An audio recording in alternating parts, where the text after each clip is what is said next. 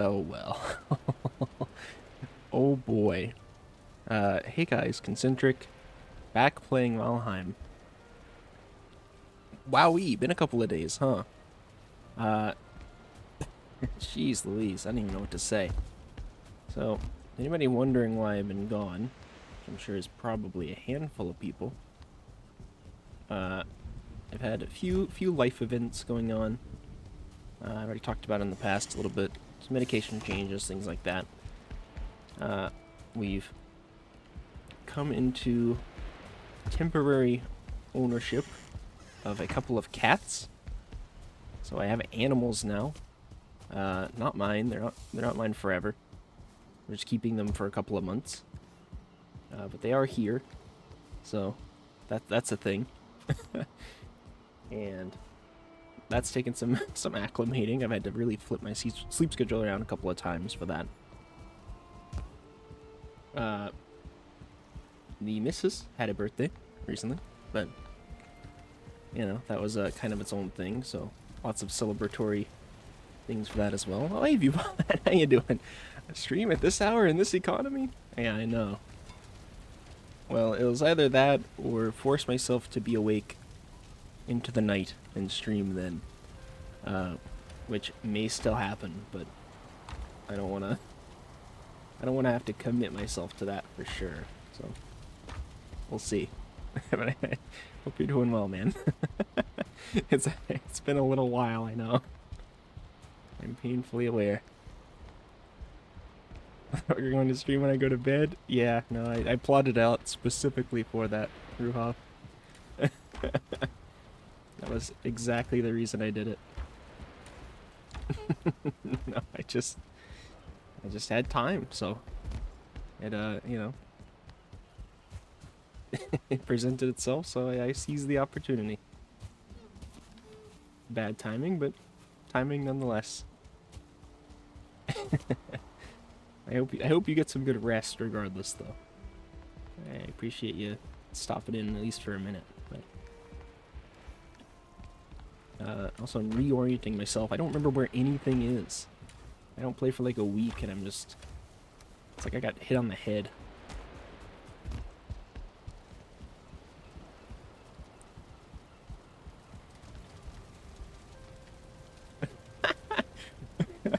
Right, I hope you're doing well yourself. I've been doing okay. It's had its ups and downs, but it's been nice. I'll play CS2 with us someday. Ruhav, your message got held by the auto mod. I'm gonna allow it, but I think it's funny. I think it's funny that got held. I guess maybe it's like a political thing. I don't know. All right. Also, I made the thundering axes. I've been told by Super on several occasions that they're very good, so I'm just gonna commit to them blindly, and I hope that they're actually good. He seems to know his stuff, so yeah, maybe I'll play CS2 at some point. I've been playing some Valorant recently, which I've heard is very similar to Counter-Strike. So let's actually, can we sleep through the night real quick? Let's see. Let's see if we can actually sleep. Yes, we can. Nice. Yeah, I've been doing okay, Viewbot. I been still adjusting to med changes. We have 2 cats now. We have 2 animals. Which are not ours. They're not ours forever, but we are keeping them for like the next 4 or 5 months. So, and they are incredibly cute. But it has been going from no animals and not having had an animal in the last like 7 years to now having 2 fully grown cats has been a trip. So, and then the missus had a birthday in the last couple of days, so I had to do some went out to dinner and stuff, and had to do some baking and whatnot for that. But also the cat is wanting me to throw its ball. 1 second.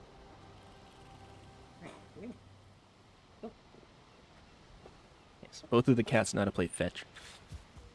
One of the best ones in the game. I've seen the pics of the fur balls. Oh, I put a couple of pics on in my Discord, but I can send them to you as well. Don't feel obligated to join. But you want me to send them over, I can. They're very cute though. They're both purebred. One's an what is it? An Abanesian? It's the Egyptian cat. It's not the hairless one. It's like the one with the really nice coat. And then the other one's a British Shorthair. So I decided to accept another living thing into own life. Acquired a fern. Oh shit! There you go. Does your fern know how to play fetch though? That I must know.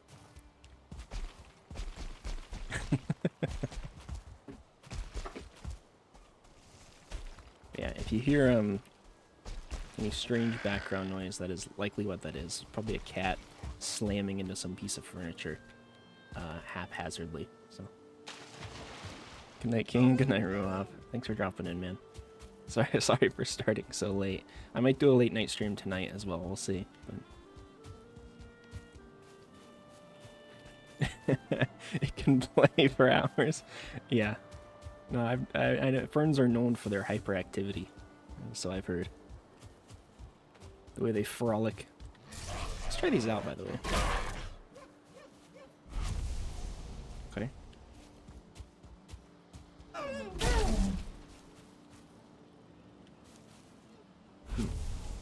I mean, I'm not blown away, but they stare for hours. Got emote. Oh, I see. I see. That's pretty funny. I didn't know that was an emote. Even though I think I added it, it's just been so long.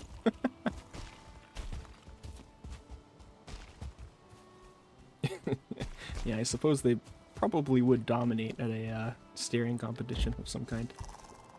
Oh my god. This cat is going ballistic.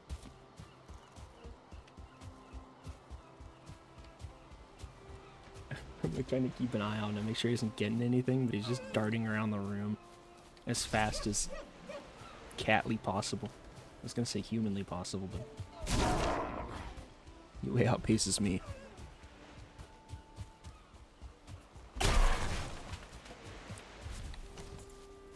Didn't I actually add a Discord?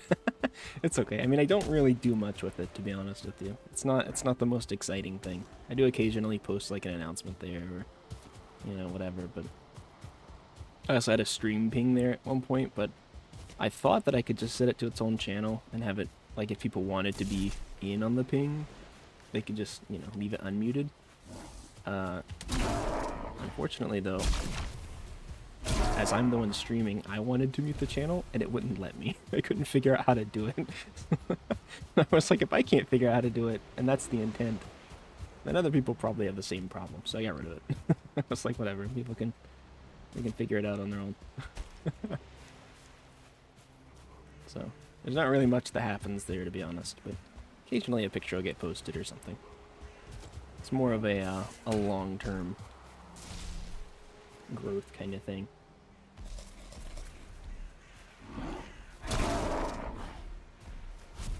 What's the block on these? Oh, not bad, okay.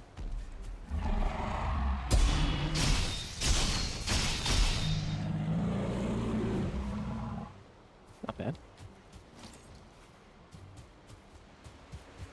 Oh my goodness.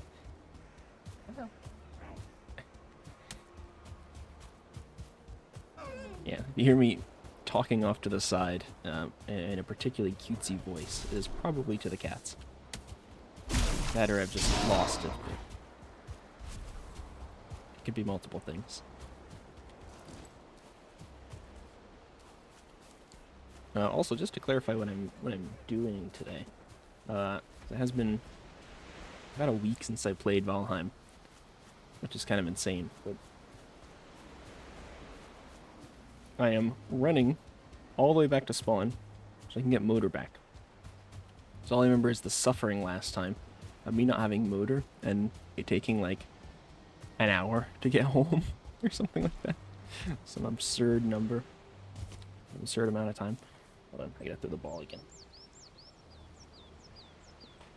Ready? Yeah. Alright. What a silly chunky baby. Yeah. Oh yeah, Puff, who is the British Shorthair, the big gray one, he looks heftier than he is, but he's got like that squish.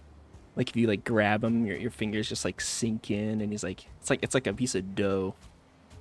I just like to hold him down and play with his flab. It's I don't know how he feels about it, but also in the pic where he's laying on his back, you can actually see he has a snaggletooth as well. He has a snaggletooth on one side, so. But yeah, the big gray one is Puff, and then the little lanky one is Flash. So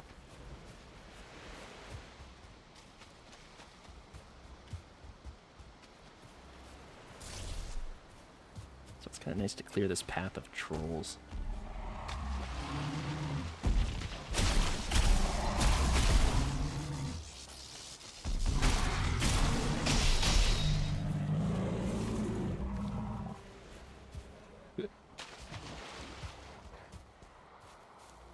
For pocket dimension, yeah, it's kind of whack because Flash is like 9 pounds or something, but Puff is only like 12, I think, which I guess is like 30% more, but he doesn't look that much bigger. I mean, sorry, he looks much more. He looks bigger. He looks bigger than that. That's what I meant. Flipped it around. Also, these lightning axes are fine, I guess. I was expecting something more, but it just looks like they deal lightning damage. It's questionable. Thought the bleeding axes might be better, but we'll keep trying them out.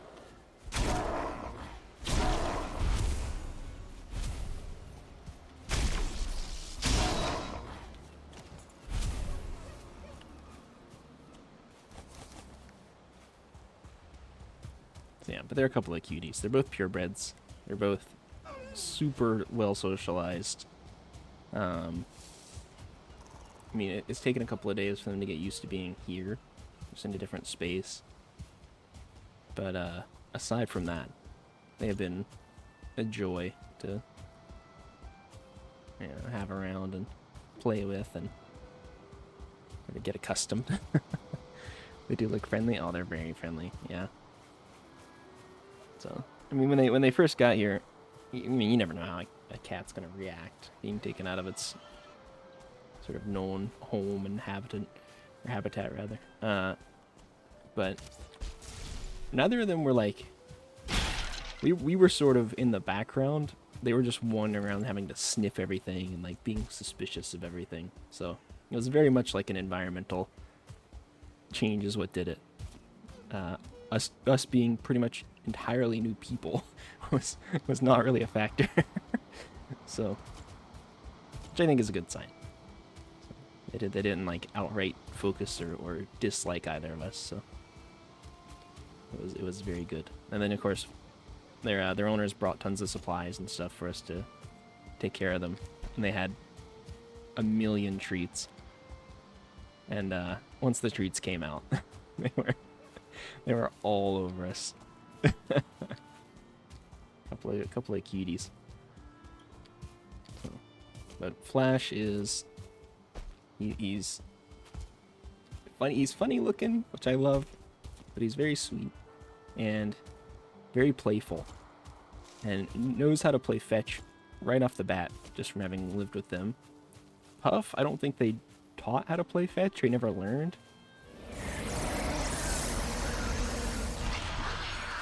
But since being here, has learned how to play fetch.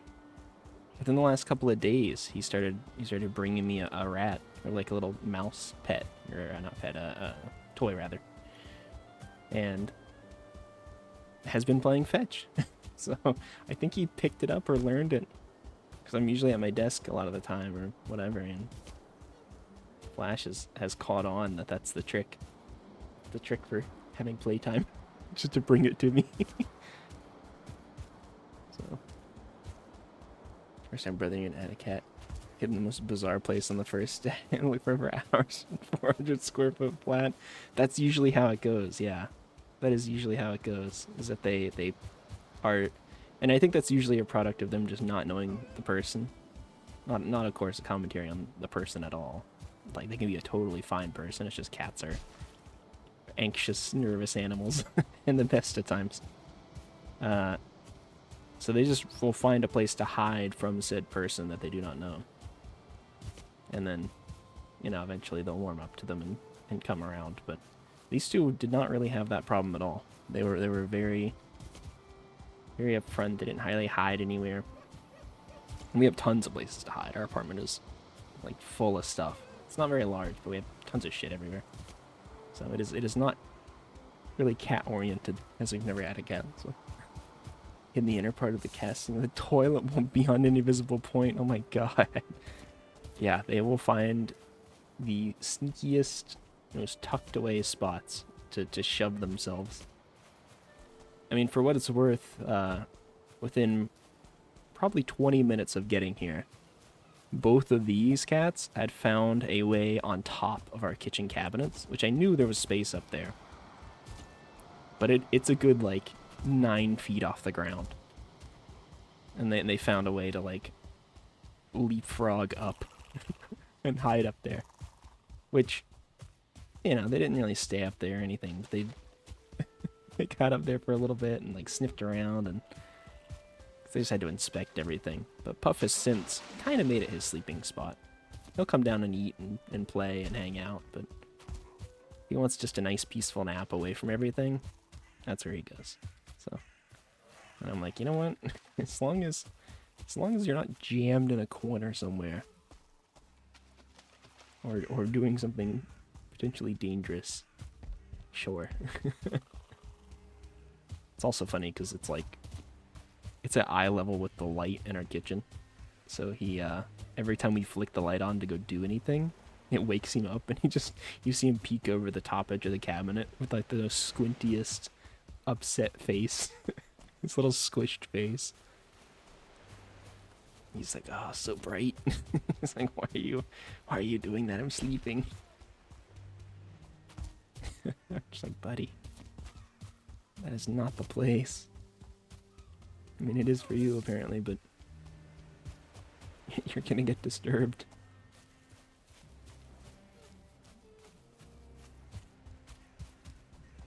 So, but they've been a joy.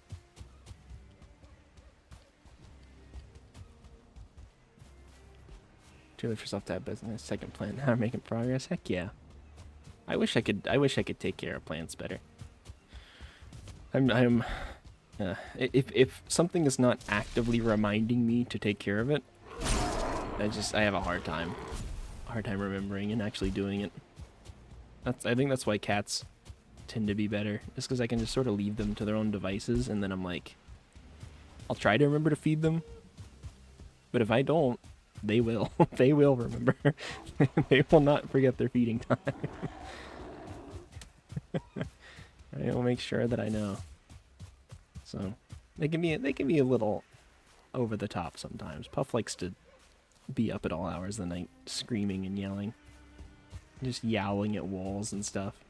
I think he's still confused because he probably wants to go home, but we take good care of him. We try to be up and talk to him and stuff. So it's feeling out self often. That's a good reminder. Yeah. I would love to have some plants. I mean, we have a like a balcony on our apartment that we do not use for anything. I feel like it'd be awesome to have like a little, even if it's not even like a quote-unquote productive garden, just, yeah, some mod like greenery or whatever, just stick out there.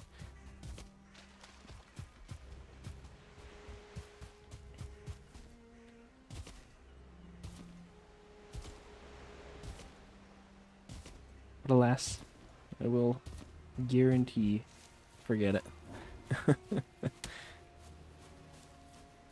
Got a peace lily and a fern. Nice. God, I remember my parents had like a really old peace lily. I don't know if they still have it or not, but I had that thing for ages. Pretty much my entire like childhood, and then until I left home, they had that thing.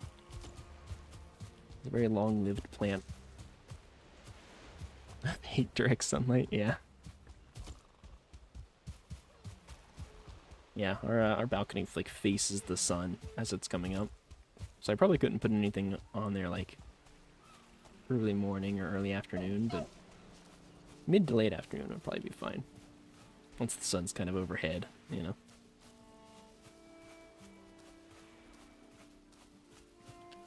Have to think about starting something like that. It'd probably be good for me as like a mental health thing, but I just worry about how many plants I'll actively kill.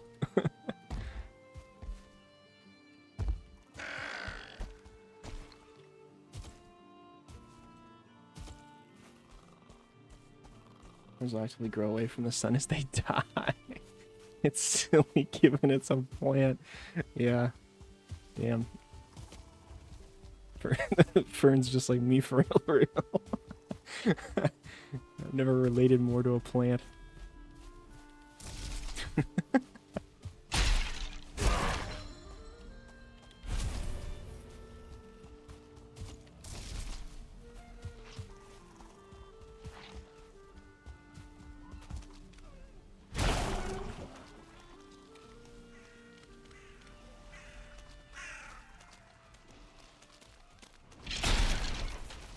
Plants die often employ a naming scheme. Like name the plant like Jerry or something? Or what's...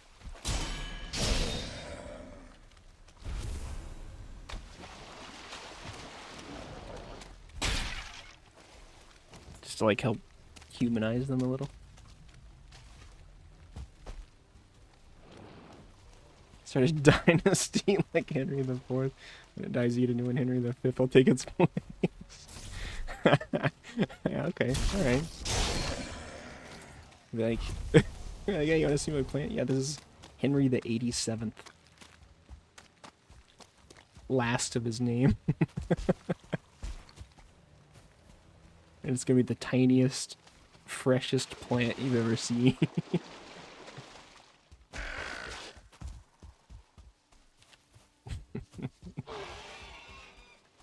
Maybe I'll have to try it.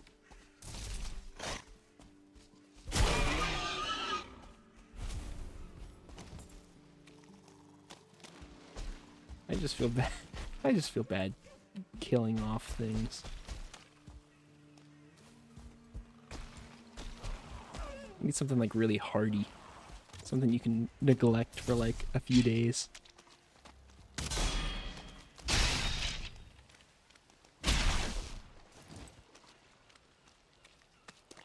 Get creative. Friends ready to draft his house here. This Basilson was born.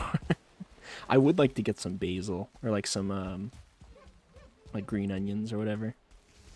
What is it? Chives? What do they call them? Whatever that plant is. Basilson, son of Basil. Yeah. I like the idea of having those on standby. Not that I think we cook enough like with those herbs to warrant having a steady like plant supply of them, but it's just a cool thing. I'll graft his plants, gotcha.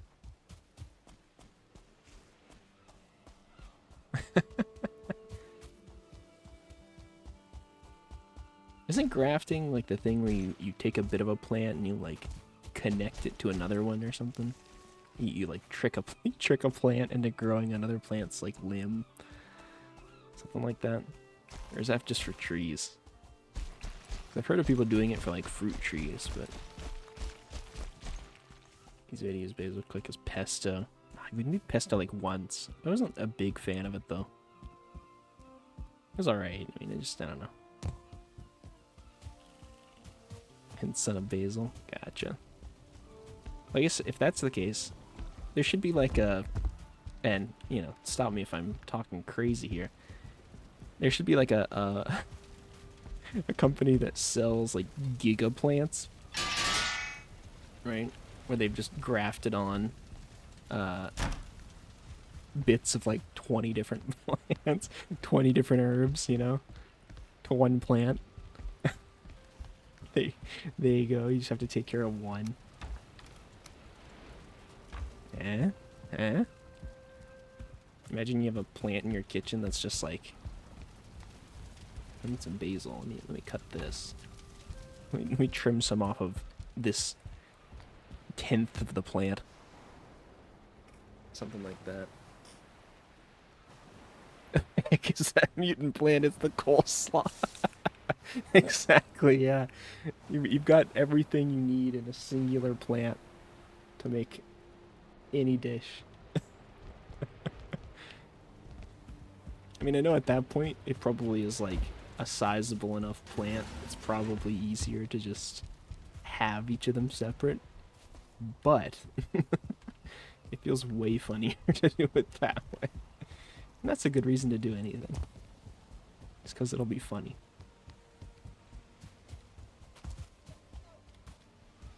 Alright, so I've got motor. I think I'm gonna go to get some... I want to get some Yggdrasil wood at some point, but I also want to go get some black metal and stuff, I think. So let's maybe start making our way to do that. At the point, the plant have an HP bar. Yeah. Yeah, it gets like its own boss title card, title screen.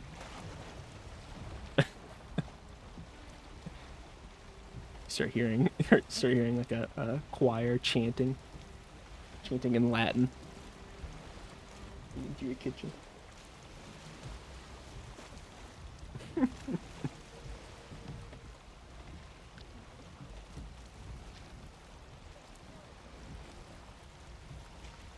Boss music, yeah. Herbicus, master of cuisine, or something. Yeah,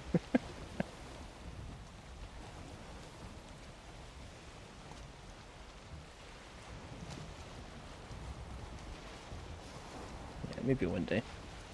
Because I know a lot of those little, you know, like herbs and whatever that you can grow and keep in your kitchen.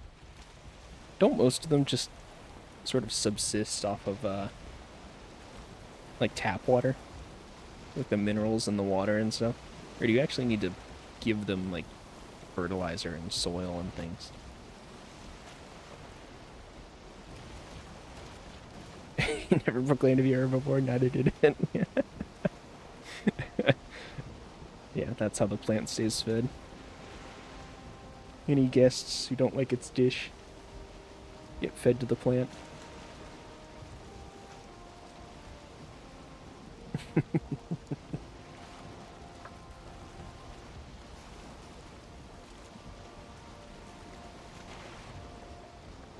I'm imagining you enter the arena and it's just, I say arena, you enter the kitchen. It's just a floor made of bones. Skeletal arena.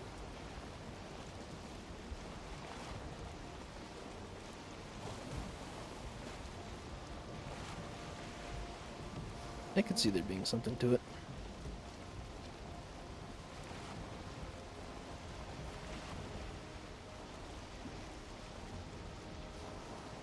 I don't think they'd miss on the mare. Them's good eats. Well, they gotta wait for it to, like, crack and degrade, I guess. Well, I don't know, I guess they could probably break it. They'd probably get in there somehow.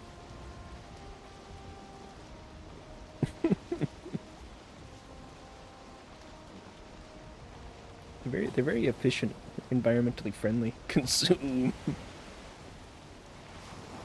God.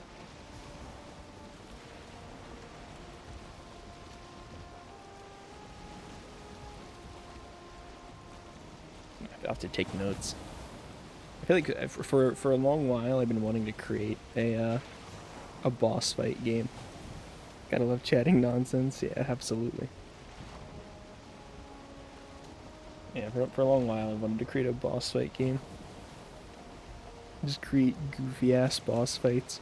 It's like some of them serious, but a lot of them just take an idea and run with it.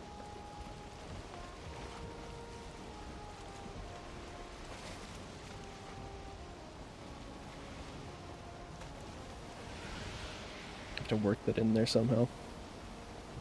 When I make it for sure, it'll definitely happen, I swear.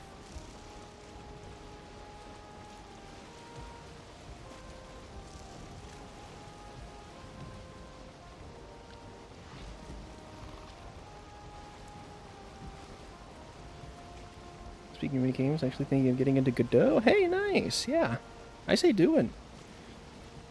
There's a little bit of a learning curve, but I mean that's that's par for the course. Any engine's gonna need that. So, but I think once you get a decentish grasp of it, you can really take off with it. I feel like I started to get there, and then I just sort of deviated, and I had a lot of life stuff going on. So, I really should get back into it though, because I was making some pretty fun progress. I got to the point where I could pretty consistently and effectively make like a character and give them movement and then shooting mechanics and things like that. So and it was that was a pretty cool threshold to pass. Being able to go from nothing to that in the span of an hour or something, without having to look at a guide as well. Oh. Examples of how simple things could be. Swipe detection was done with a single 23-line script, 200 characters. That's simple enough? Yeah. Oh yeah.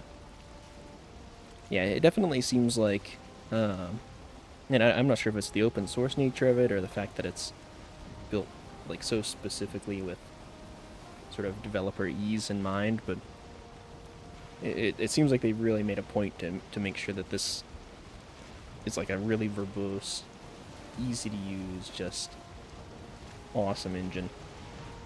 I can't speak on whether or not it's the most like efficient or optimized, but I mean, as far as I'm concerned, I'm not making if I'm trying to make a game, it's not going to be a fucking AAA. I'm not trying to make God of War over here.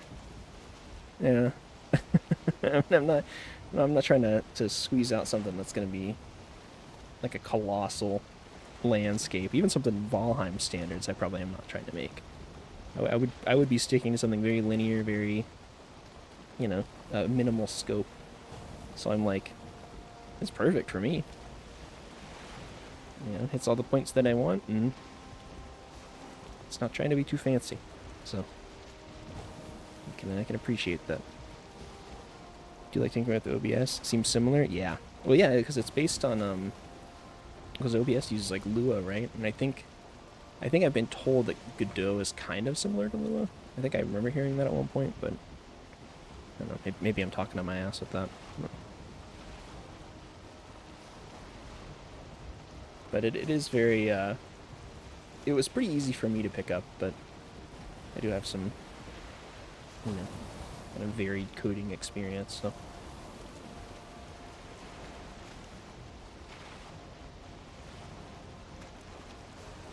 Lua is very powerful, yeah. I wish I had spent the time to learn it more in depth when I was younger. Because there were definitely opportunities for me to do so, but I just never actually did it or bothered, so.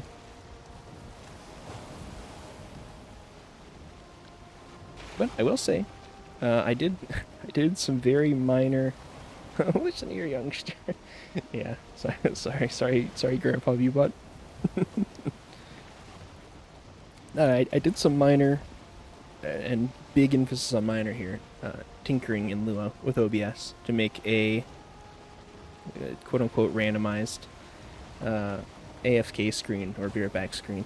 So it's supposed to generate a message that's like randomized, just to be like nonsensical.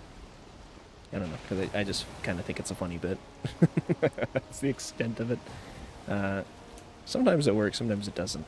So I've got to tinker with this some more and sort it out. But I was proud of myself for even getting it half working.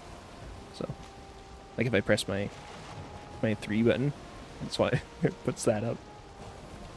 And then if I can go back and forth and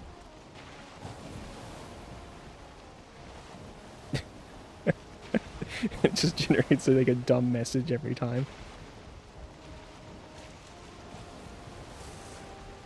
So it always generates the same one the first time I do it. I'm not really sure why that is, but I'm sure if I played with it some more I could get it working.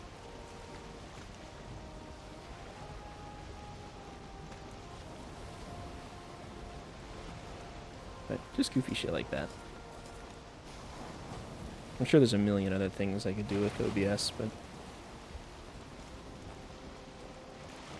yeah, silly ideas for a simple game. It needs interact method, dialogue, and some pixel art. Hey, I mean, that sounds simple enough. I mean, the interact method and pixel art, I think, are the simplest parts. The dialogue, I think, would be pretty simple. Because, yeah, it would just be like, yeah, it would just be doing like calling like a function. I guess I don't really know what it's called in Godot, but I would just call it a function. So, just pop up the text box, fill it with whatever. Bing, bang, boom, there you go.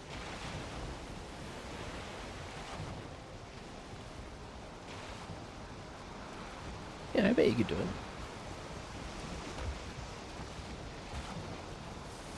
You know, I would say give it a swing.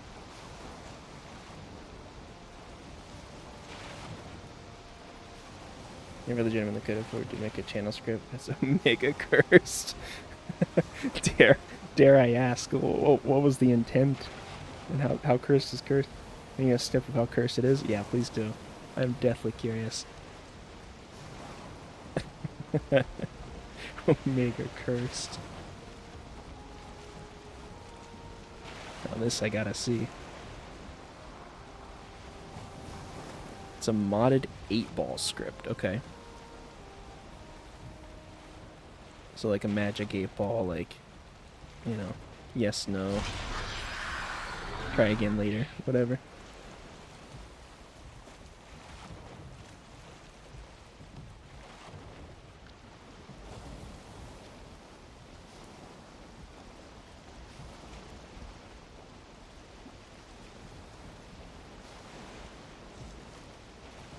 Actually, you know what? There's more land over there. Why don't I go take a look at that? I'm looking for planes, so.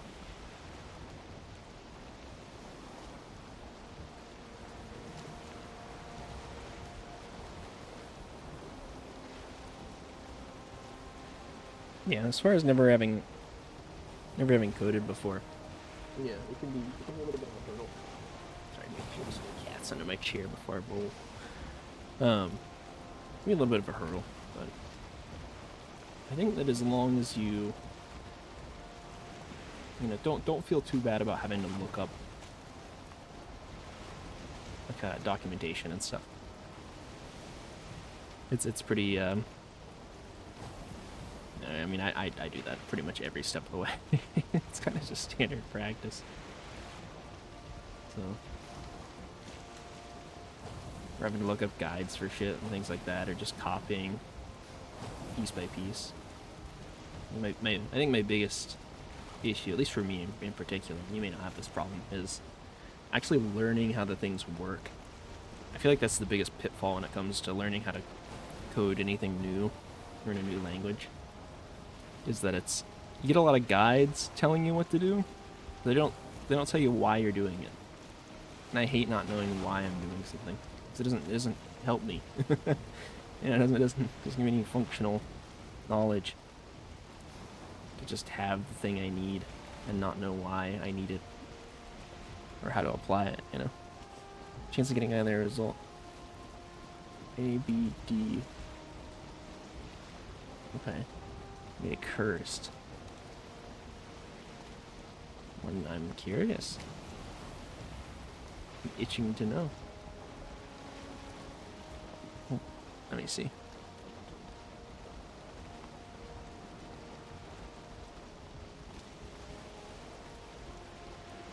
Behold the cursed pie command. Alright.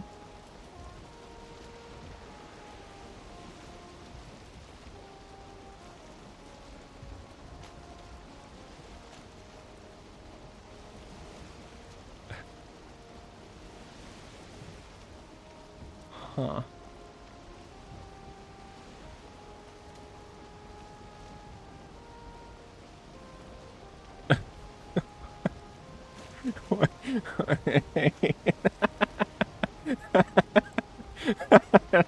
I mean, that's one way to do it, yeah.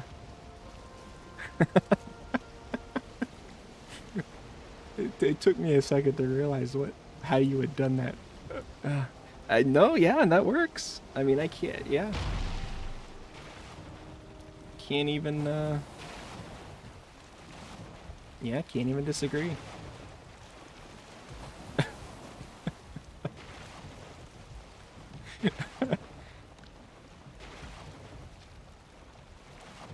I mean, for what it's worth, and people get real snooty about code and things and how things should be written and done. Or for what it's worth, there is a certain merit to writing something that is just simple to understand. And I think that method, it's simple to understand if nothing else. Oh god, am I stuck in my boat? What's happened?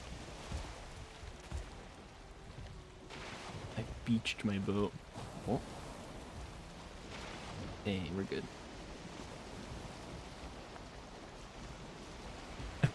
No proof force by how it works. Yeah, no, I mean, if it works, it works. And functionally, it's like, you know, the difference between doing it that way and doing it differently,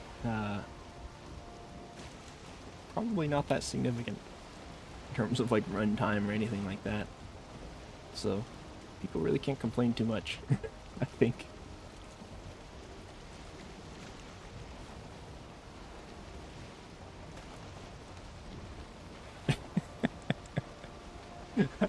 I've never considered doing it random that way.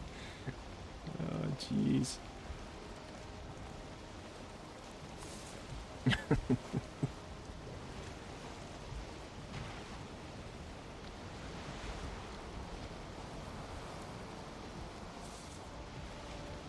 What a method. There's no planes over here. I'm barking up the wrong tree, I think, trying to go this way. Ooh, actually, hold on. There's some planes right there. Say no more. I do some Eldritch coding. I sure do, yeah. That's actual forbidden knowledge. It's like you read that bit of code and you get some blood running down out of your nose. It's something no man should know.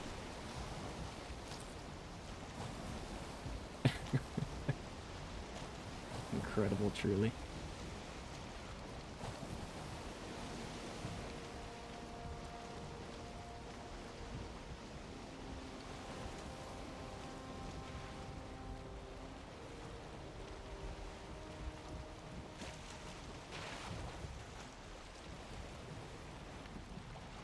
Alright, pull the boat in here. We're just gonna massacre this plains, I think.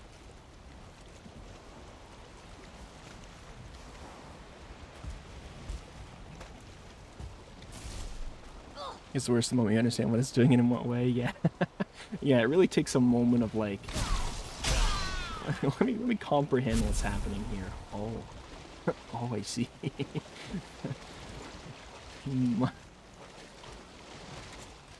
The sort of horror, the realization.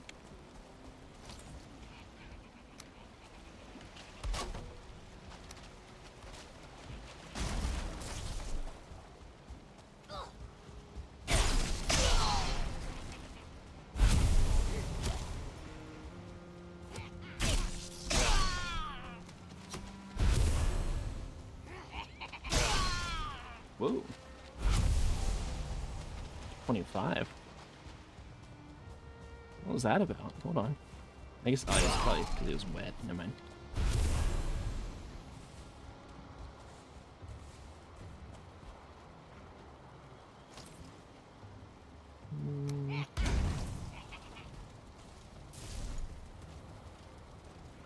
Oh my god. Hold on.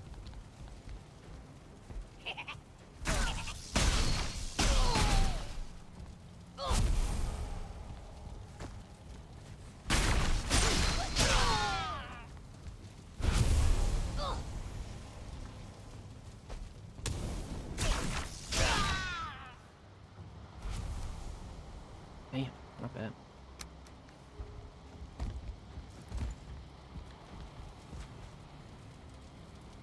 Yeah, I mean it works. It works totally fine as intended. So, I think it's fine. I mean, for what it's worth as well. You know, have you heard of how Undertale was coded? Like, biggest, most popular game for quite some time. Done by one guy. Coded entirely in a, I think it was entirely in a case statement.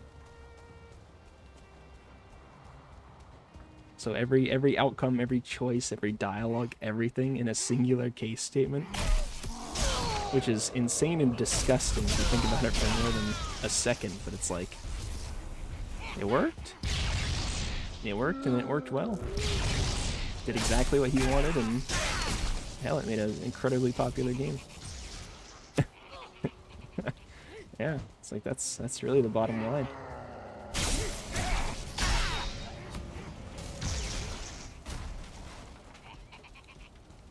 Ooh, yeah, now we're cooking with gas. This definitely is not going to backfire. Whoa. Hold on. Saw a little shocky dad.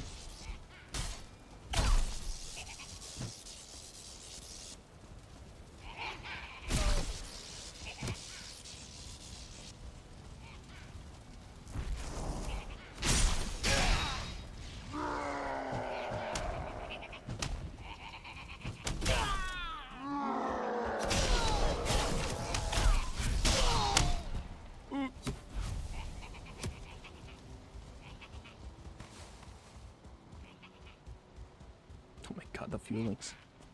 Ooh.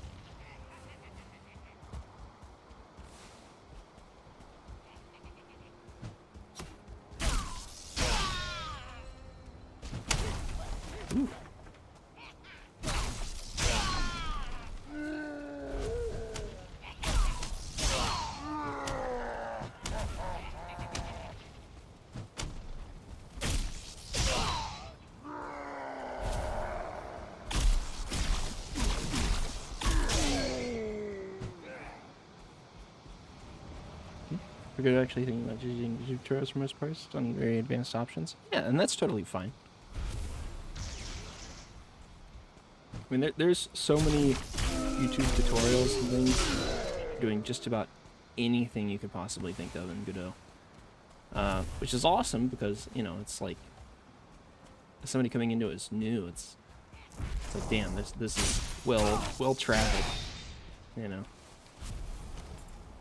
But it also sucks because I feel like it's hard to pick the ones that actually explain it in a way that you know or are gonna understand. You know, I mean, even just like the fundamentals, which might not be as large of a concern for you though, because it sounds like you're just, you know, you just need the pieces to put together, and that's totally fine. So, but yeah, I mean, the options are for sure there.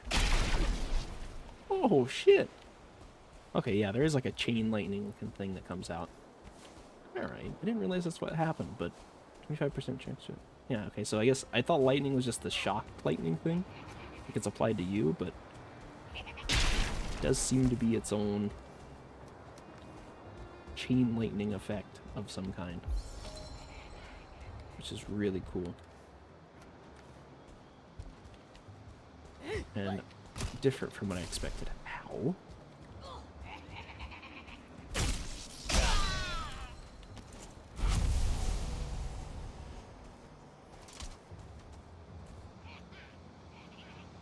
Oh, I'm out of bolt. I can't get worse than the pie command. I mean, that's true, I guess. It would be hard to top that.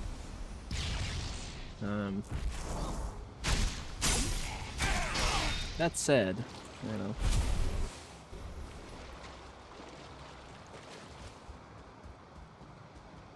Is there a middle click attack on those? Yes, there is actually, yeah. It is kind of similar to daggers. I'm trying to get this guy to...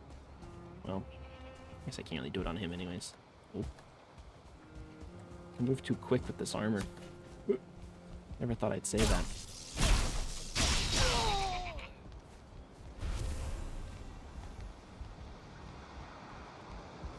Oh my god, I'm stuck. Okay.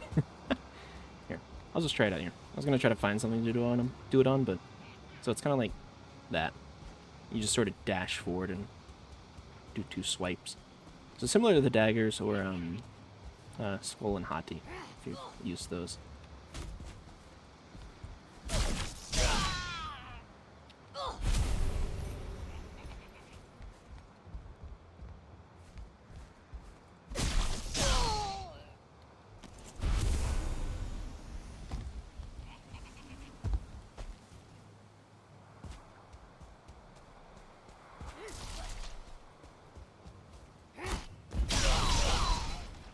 Oh shit. The lightning shot upwards and killed him. That's awesome.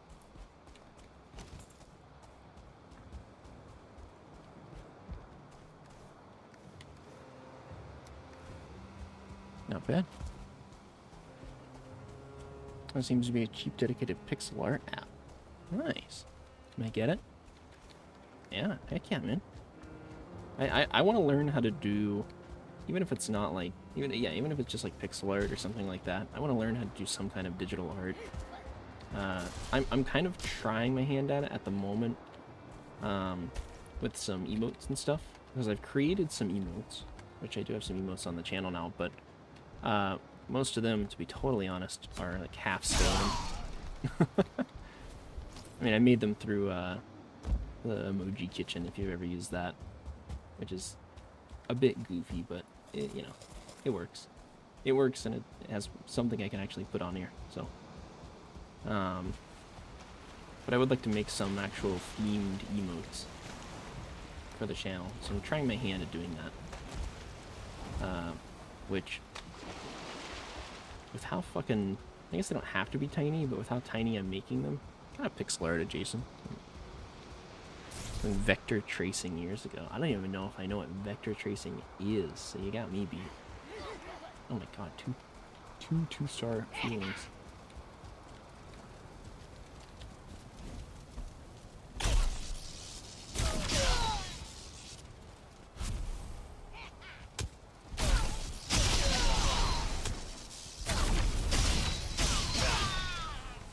Alright, that was awesome. The lightning bouncing between them and just killing a bunch of them. That was insane.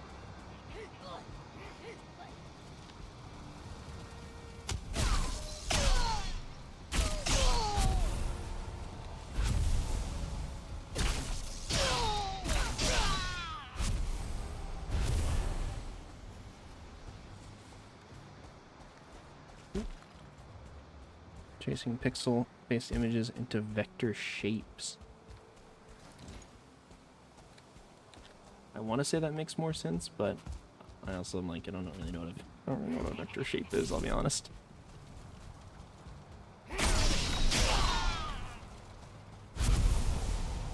Is it just like a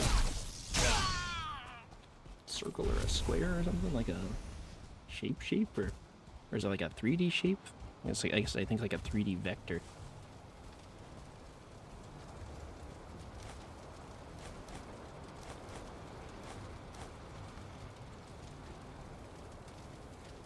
Get my rested bonus, and then I'll head more inland.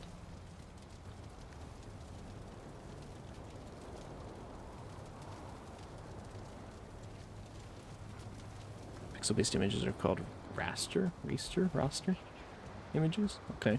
Vector images are based in math coordinates. Interesting.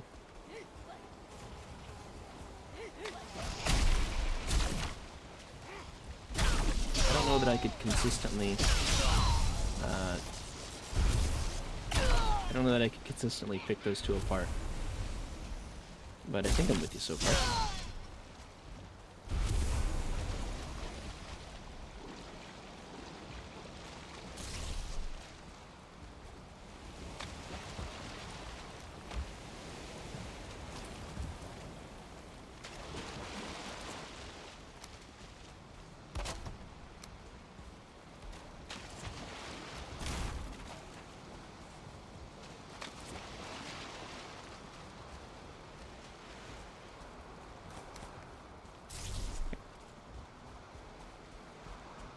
Means vectors never lose quality when scaling.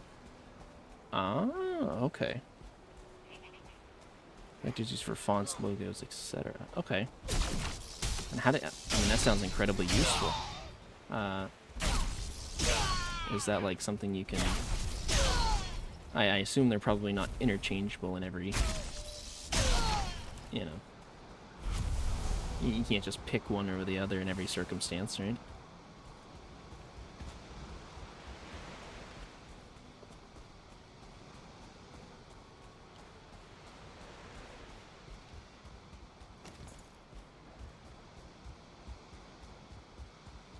Yeah, because that sounds phenomenal for like an emote, for example.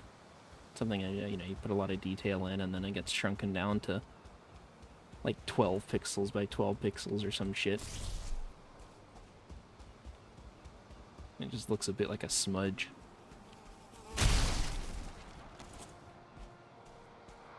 Okay, translate raster to vector. We can rasterize vector to ROS. Okay. Okay, got it. That kind of makes sense in my head, yeah.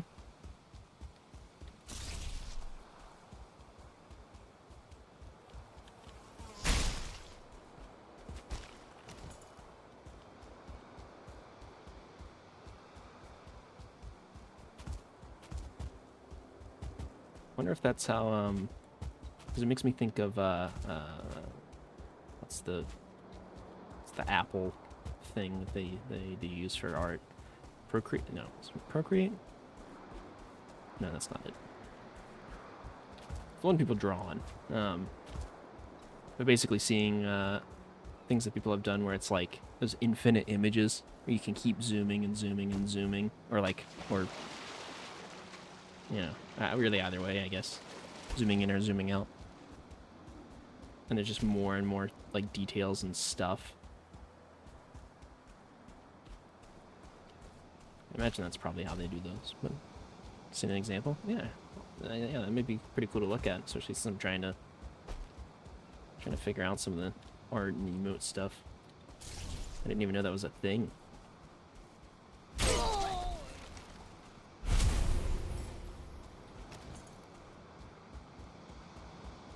But I imagine Twitch probably goes with the lowest quality, least computative load.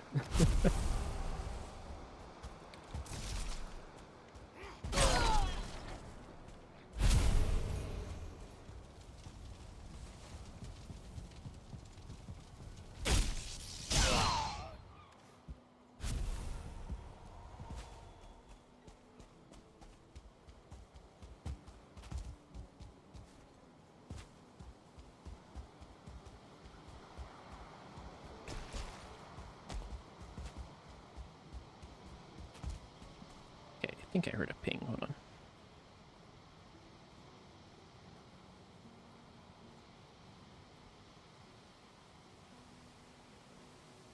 This made version never show pixels always be smooth. Ah, okay.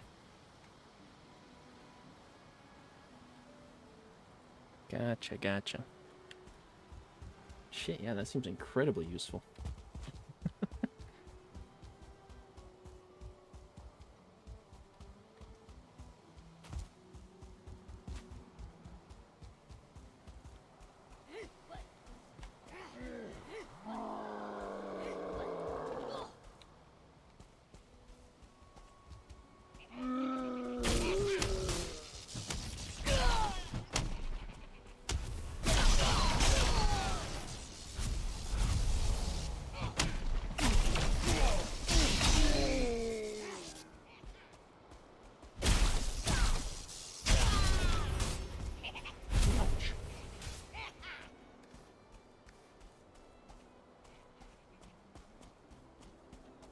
So I mean, how do you vectorize something? How do you make a vector image? I guess is my next question. So I imagine it's. I guess I'm trying to imagine, like, you know, because if you're viewing it on a screen of any form, it has to be translated to like pixels or whatever, right? So there's probably some form of software that vector out like GIMP or Adobe Illustrator. I do have GIMP. I do have GIMP. So you have a specific format as well. Yeah, okay. That's kind of what I figured. Okay. Take a look at that. That's always my biggest gripe when creating images. I'm like, I hate the fact that I can zoom in and just it looks like total shit. I'm like, well, how big do I need to make this damn image to not have that effect? You can make it 10,000 pixels by 10,000 pixels.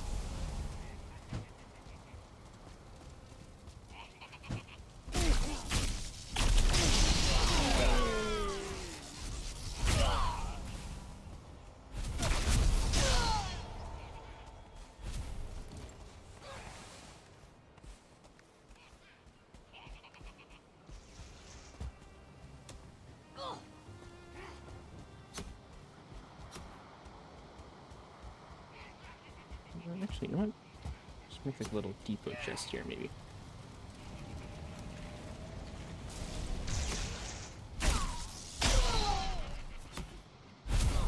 My axes are about to break.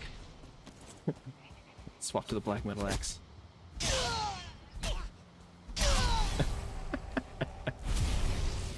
Classic. Depends what you need it for. I just mean sort of like in general. Like if I'm trying to make like a, I don't know, a piece of art or something. And not even knowing about vectorized images, I'm sure I was doing it totally in the rasterized version. But I always ran into the situation where I'm like, man, really wish I could see all the little details in certain parts of it.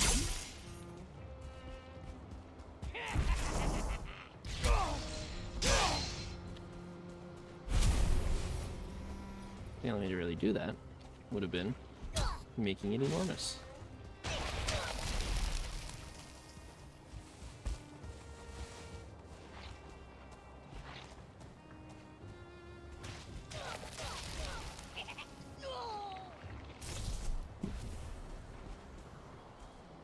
Do it.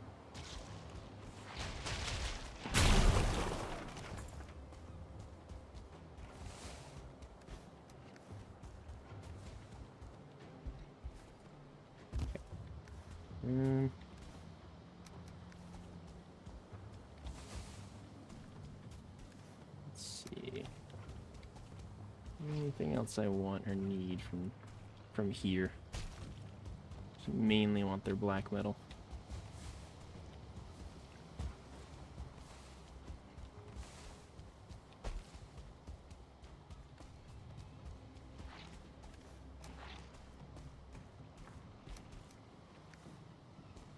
Jeez.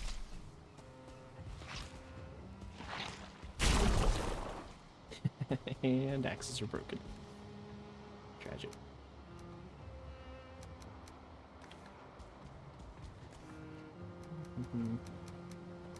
Yep.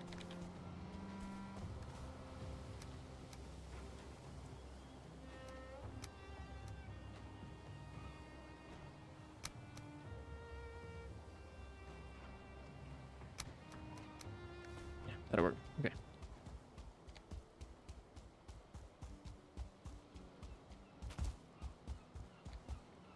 For example, made all channel images using vectors and rasterizing them into PNGs. Okay. Same with emotes. The heart, for example, default size is 1000 by 1000.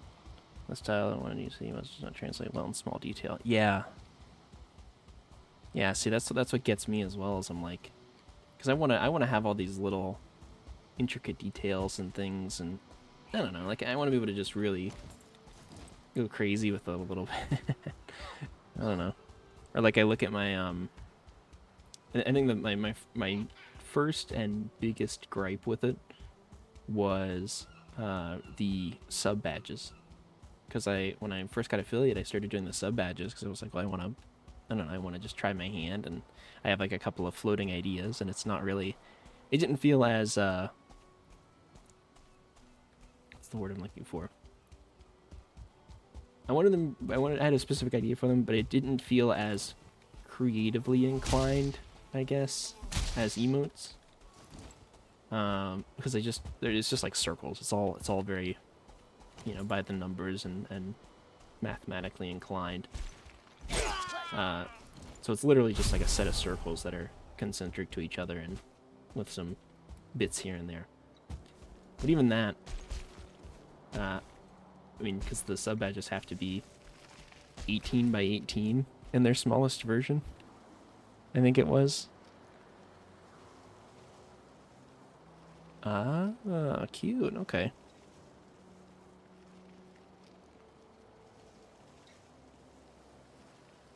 Yeah, damn.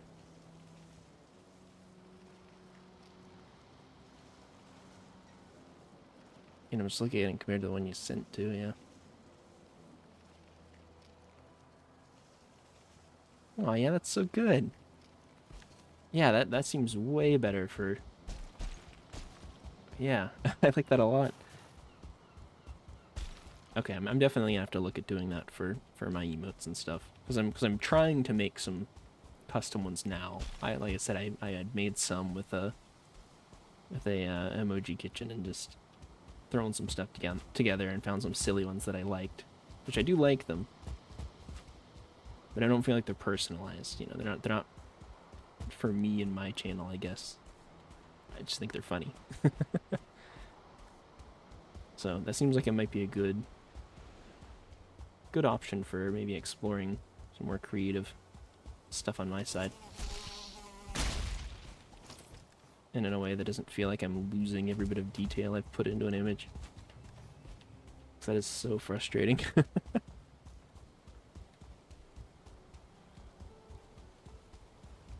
This vector is not a popular option for emotes, really. Well, I mean, I think doing it the way you did it, like with the rasterized vector, you're converting it over, but it's coming from an image that originally was vectorized. I think that's more of what I was looking to do,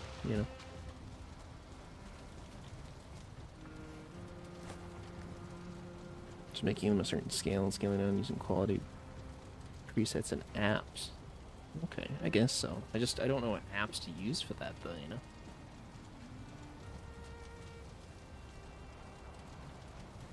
It also doesn't help that I just kind of suck at digital art at the moment.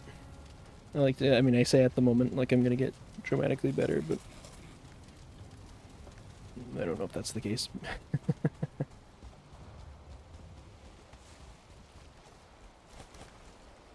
So I'm gonna throw this wood on the boat. Save myself a little bit of weight.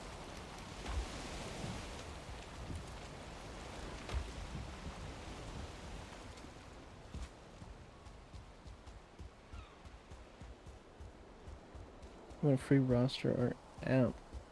Okay, Krita? Okay. And I'm gonna make a note of that. Basically, community-driven Photoshop. Well, that already sounds ideal. Sure.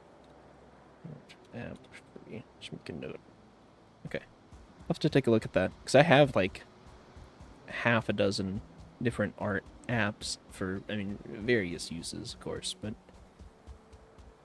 that I flip between and try to, because I know how to use certain features really well in some of them, and some of them don't have the same features as others, so I kind of juggle things around a little bit. Not that I don't expect this to be like a catch-all for everything, but having something that is maybe a little bit more geared towards doing what I need, I'm not opposed to.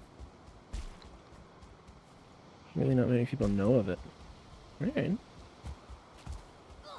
Well, yeah, it's never stopped me before.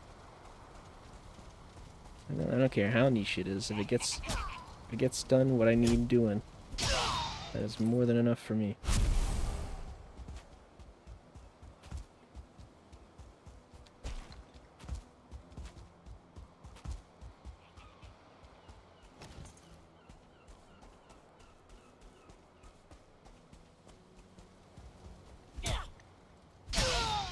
UX is much more forgiving than GIMP.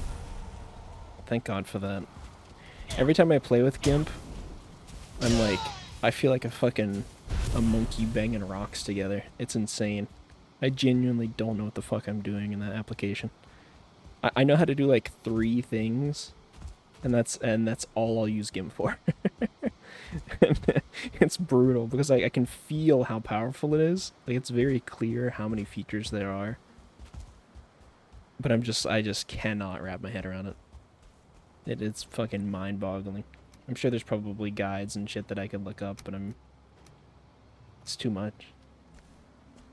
It's the default GIMP user experience. Well, I'm glad that's the case because I thought it was just me. I thought that's just me and my inability to understand. Yeah, I'm glad in a way that that's the standard. Yeah, every time I pick it up, I just comprehending GIMP is not easy. Okay. Yeah, thank goodness. I mean, they really should work on that, but just happy to know I'm not an idiot. At least not as big of an idiot as I originally thought.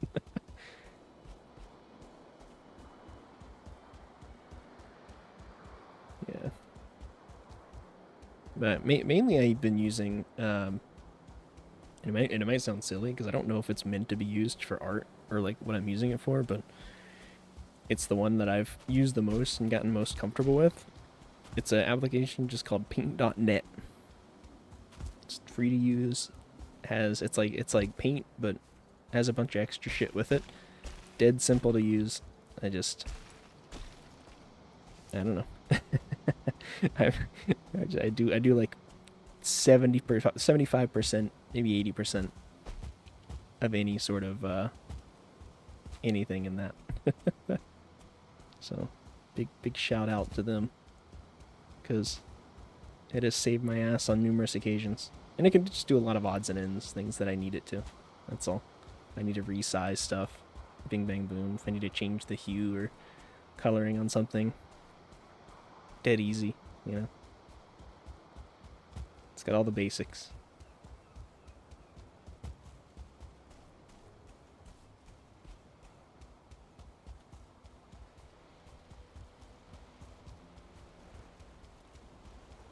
For sure, like, yeah.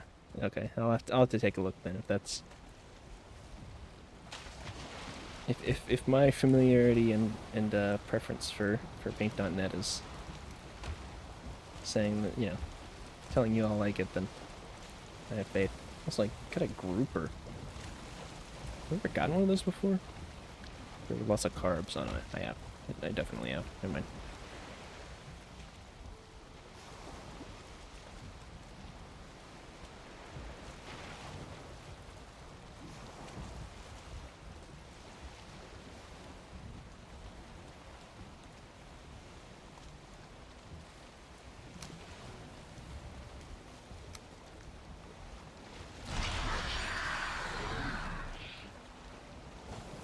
Slip out of here.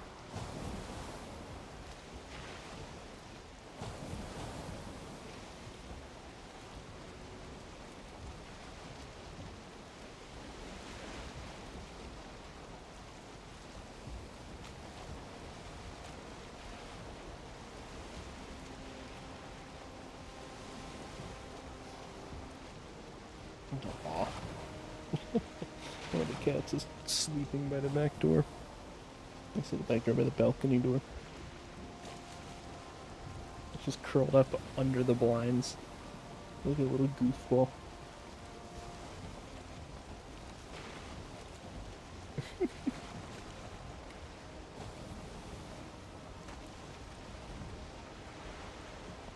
Take a picture.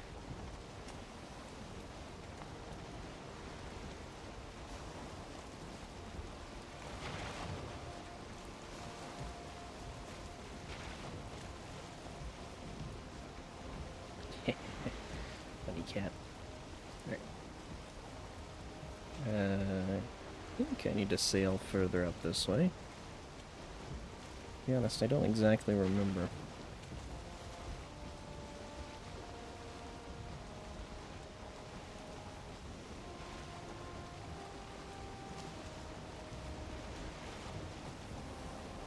Alright.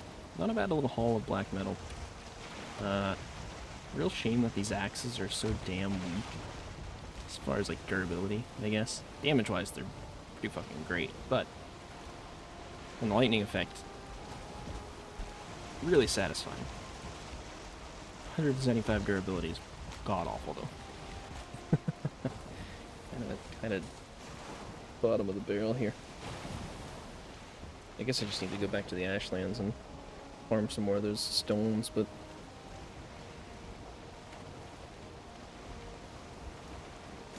I'm gonna wait a little bit before going back. Well, that's a good idea, but...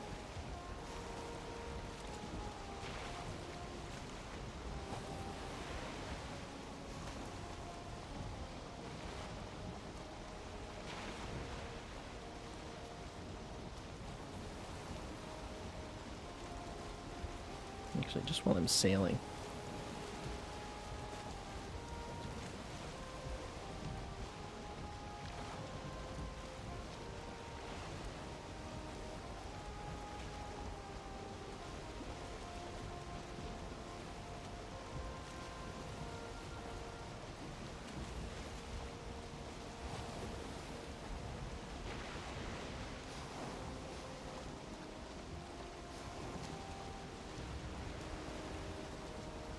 Okay, I don't know if it's a good idea to do while I'm streaming, but I am downloading that app now.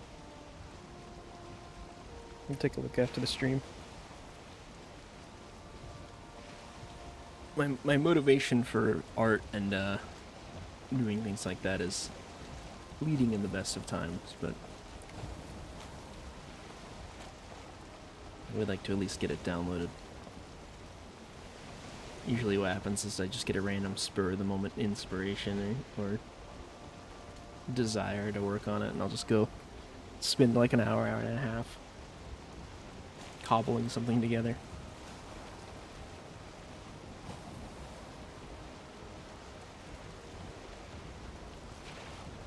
So if I can get the download time out of the way, I might preserve more time for actually doing something.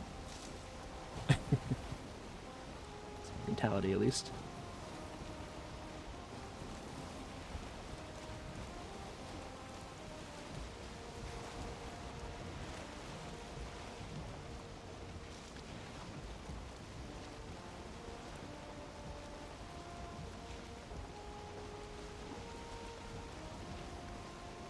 Yeah, it shouldn't take too long. I think it's already like halfway there. Yeah, it is.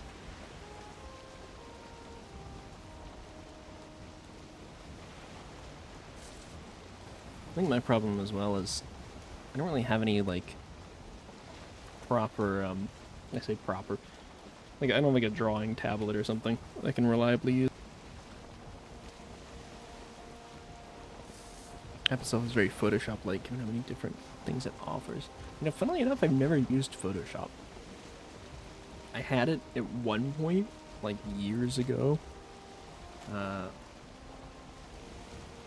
don't really remember ever using it. A lot of people swear by it, but I don't know. I just don't remember.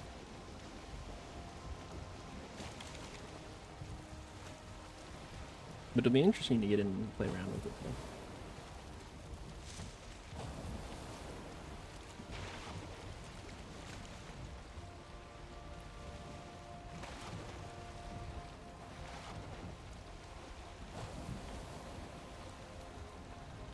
Have a personal license for Adobe Illustrator. Damn. So damn expensive? Yeah. Anything Adobe is just ridiculous from what I've seen. So I was using their, what was it, Adobe, or was it, what's the editing software, like the video editing one? Is that Adobe as well, or am I mistaken?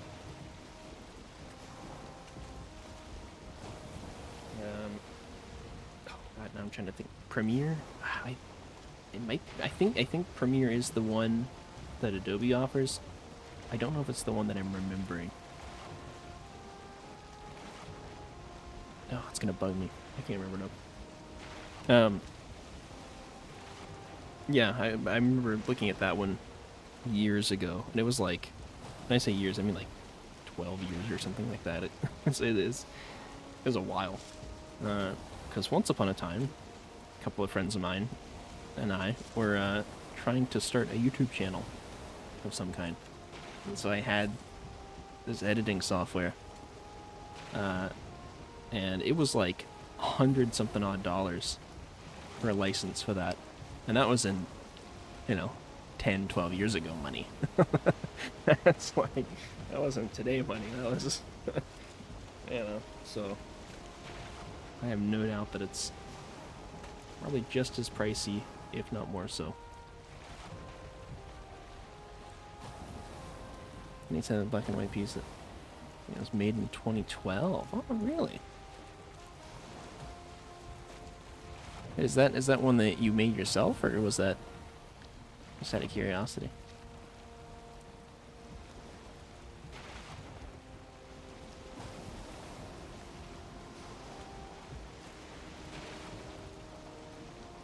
I thought it was just like a random bit of art just for from an image. Oh shit! I accidentally alt-tabbed my thing. Here's an image and multiple things. Oh, okay, gotcha. I was gonna say, damn, not bad. I mean, I'm pretty artistically stunted, but I like to think I don't know, can recognize art at least. So, 3D on the bridge is added. Ah, okay. Yeah, I couldn't have told you that was added by any means, so good work on that. It just looks like part of the image.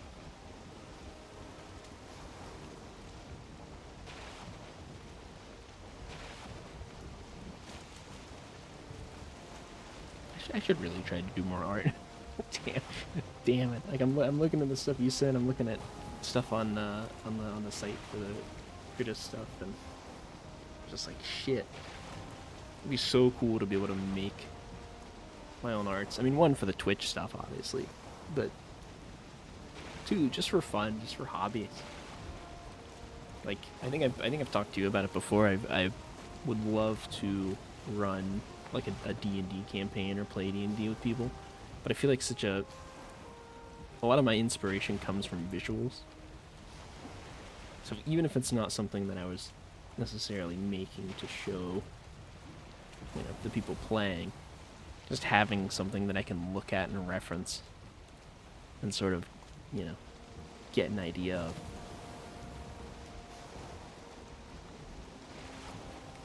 And it just really aids the process, I think. And then just started choosing pieces and combine them in a coherent style. Ah, okay. Ah, cool. That's kind of a nice way to do things. It takes a little bit of the creative load off.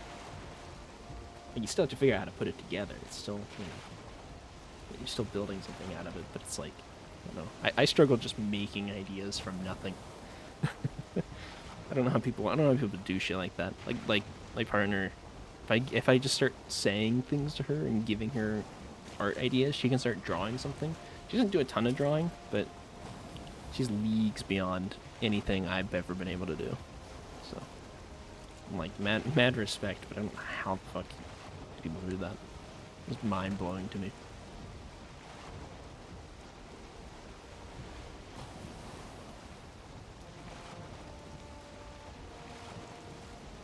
Clan wants to like good for doodles. Yeah, I'll have to bring it up to her. I mean, she has like an iPad with the drawing software and everything on it. Like, she's pretty kitted out with that. But she doesn't use it terribly much. She's way more familiar with it than I am. I for some reason cannot get used to drawing on an iPad. I don't know what it is. It throws me way off. Obviously, drawing with a mouse is gonna be probably worse. But what I do enjoy is, and I think it's almost almost sort of treading into what like iconography or like graphic design. There, yeah, that's what I was looking for. Like graphic design stuff where they do like shapes and it's very it's almost more numerically based, you know, like, you know, do a circle here and then another circle that intersects and then, you know, trim that part out and then I don't know, use 15 circles stacked on top of each other in slightly different formations to make, you know, a logo or something. And I'm like, that I can get behind. I don't know how well I'll be able to do it, but I'd really love to find something that would let me do that with ease, because I've been trying to do that now, just with like paint or whatever, and I can do it. It's just it's not really an easy, reliable way to, you know, do that. Shit. Oh, shit. Come on. Don't hit the rock. Almost mathematically inclined. With maps points in the direction set by something that starts with V. Maybe. We'll call them Vixels. Yes. Vixels. Well, that's why I was kind of interested in the vector stuff, the vectorized arts, because I'm like, that I can kind of get behind. You know, you give me like some numbers I can shove in there. I need to consult the name of the board. Yes, please do.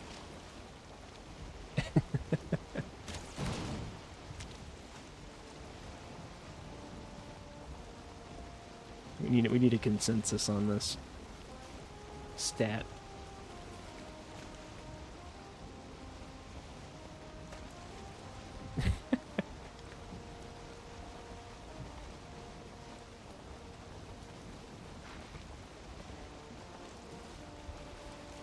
Yeah, that's kind of why I was like, my ears perked up a little bit with the vectorized stuff, because I'm like, yeah, I mean, I think I could, I don't know, it makes me think back to when I was in like high school and we had to take electives and shit. I took like 2 years of drafting, like architectural drafting, which the paper stuff sucked. I hated doing that. But every computer in there had like CAD installed, like AutoCAD, and they had licenses for everything. And the amount of shit that I would just sit there and create by making 100 different circles on top of each other and then just trimming away all the excess, and then I'd form something out of it. Just super satisfying. But it was like dead easy to do as well, because it, like, as you made each one, you could then go through and, like, you know, trim it all down, and I don't know, it's a whole thing. It let you do it very easily, which I'm sure was mainly for architectural purposes, but I used it for art. or quote-unquote art. Being able to throw it into 3D was cool as well. Kind of not even my main interest, really. You like Illustrator? Oh, okay. Maybe then. As a Pathfinder tool. Create one shape overlap with another and pathfind through it, basically cutting it. Ah. Yeah, that does sound about right. I also really liked the AutoCAD stuff. I mean, having like a grid, like an adjustable grid. I mean, it was based on, you know, like real world measurements, you know. You could have like a grid with centimeter spacing or whatever, or, you know, millimeter spacing, whatever you wanted to do. And snap to that, and yeah. It's really made my brain happy. It like scratched my itchy brain. Grids are nice, yeah. There's something about it, man. Something about that, like, just the hard numbers. I don't know.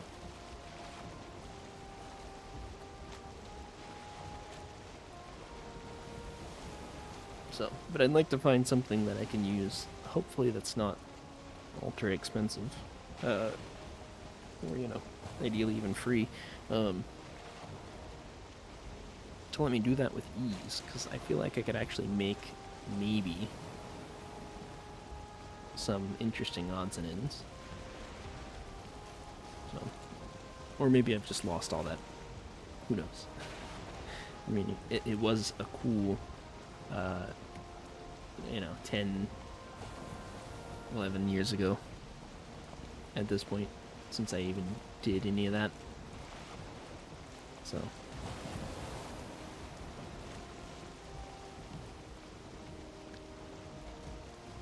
maybe I'll just suck at it.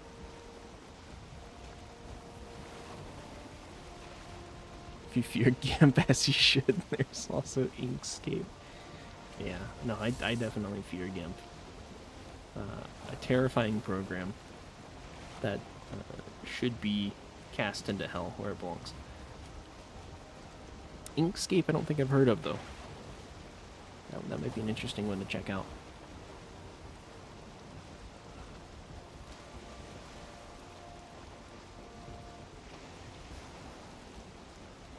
I'm trying to think about it. I almost feel like it rings a bell somewhere.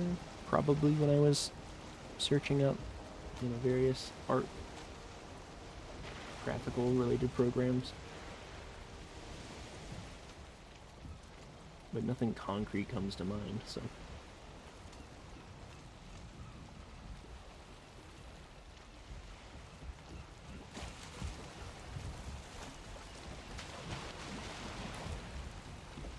Let's see. Can I just take this all in one trip?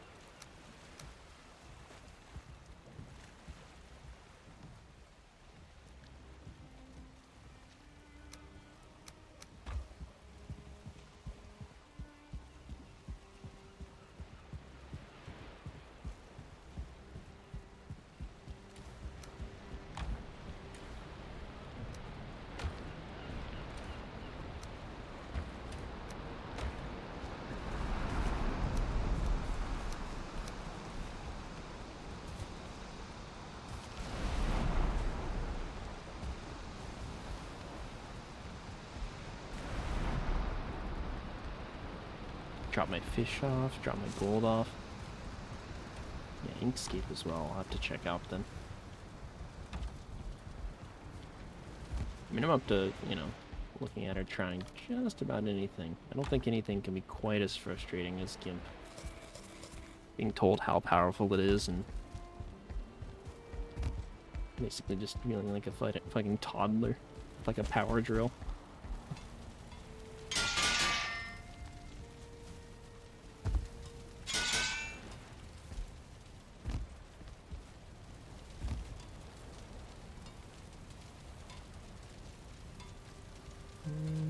Bunch of lock spells, bunch of Asksman hide.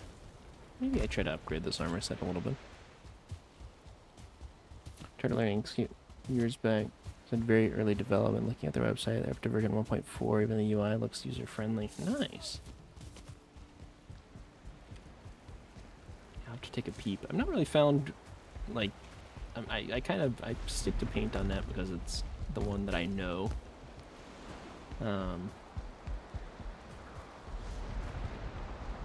But I haven't really found a program that I would confidently say meets all of my design needs, if I can even use that as a phrase.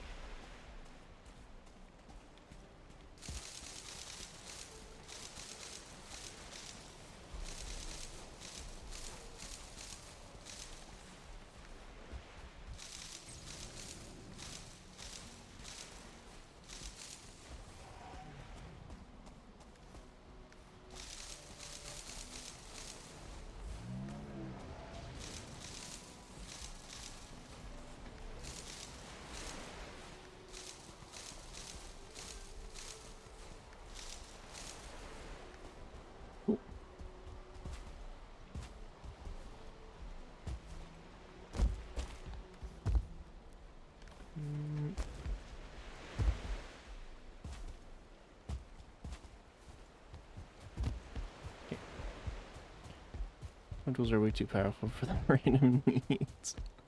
Yeah.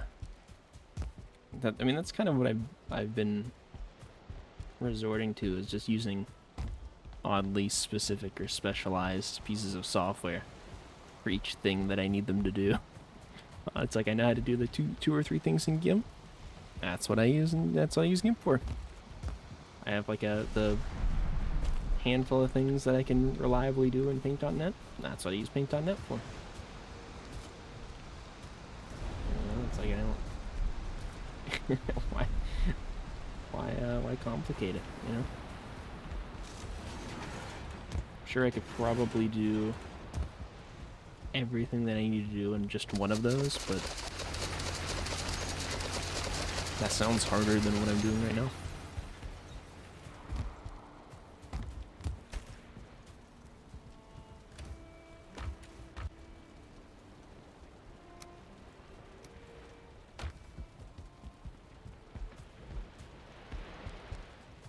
Okay. I just want to get a spray dedicated to pixel art, pixel animations. Ah, okay. I mean, how small can you go with the pixel art stuff? Or like, I guess, rather, how large can you go with the pixel art stuff?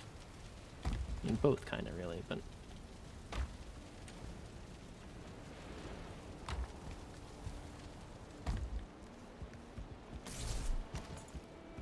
So I'm just like, I'm trying to think, you know, because if I'm trying to do, say, like a Twitch emote, and the minimum size they want, which they will, you know, scale down for you, is 112 by 112. So I'm like, is that still pixel art territory? I feel like, I guess it is, but you know, you can go big. Pixel art that I've seen in games recently has been on another level. I mean, I guess everything's technically pixel art in a way. I'm just thinking, like, I guess I'm just thinking, you know, I see people doing pixel art, and it's usually they're like super zoomed in on like a grid-based, you know, just punching pixels out in certain colors kind of thing.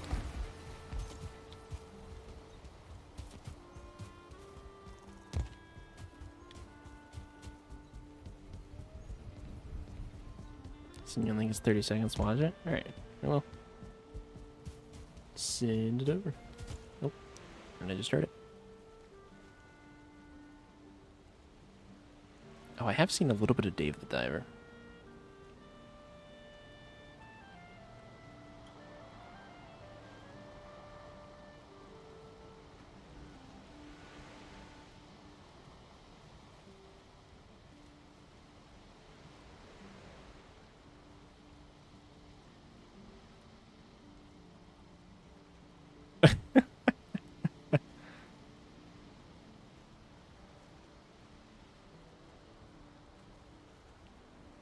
Yeah, I guess it never really occurred to me that most of Dave the Diver is pixel art, because the cutscenes are so,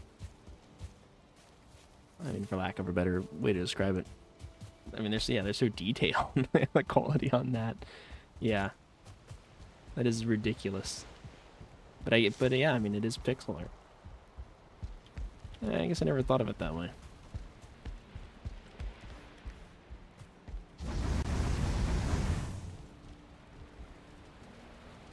Get my rested bonus back. But I'm also like, damn, how does somebody go through and do that? Because that little that animation, you know, of him doing the enhancement or whatever, from beginning to end was only like what, 10-15 seconds. There was like time in the menus and whatever, and transitions. Like, how long do you think that took somebody to make? Right? That's got to be like weeks or months for a single person to make that, right? I can't imagine you just bang that out in like a day. People be talented, yeah, I suppose so.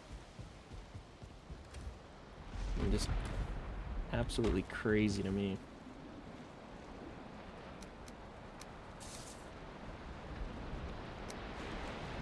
We need copper. We also, I think, need wood.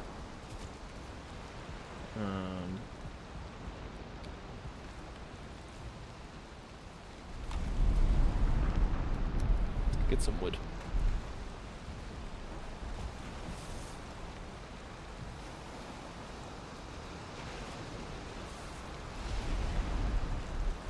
Yeah, that's really what I struggle to wrap my brain around, because as much as I'm getting into trying to get into the art stuff, I'm trying to do, you know, emotes, and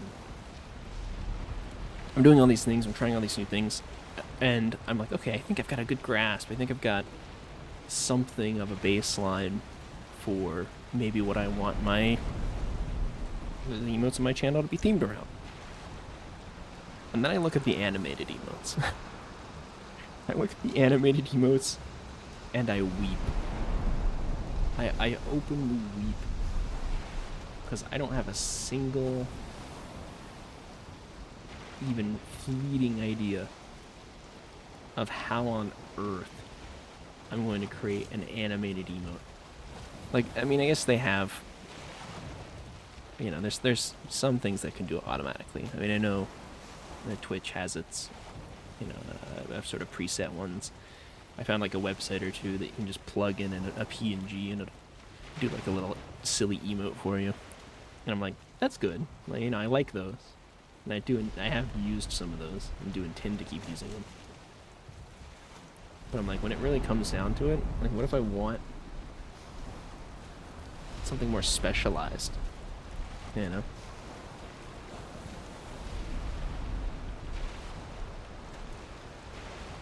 It just blows my mind.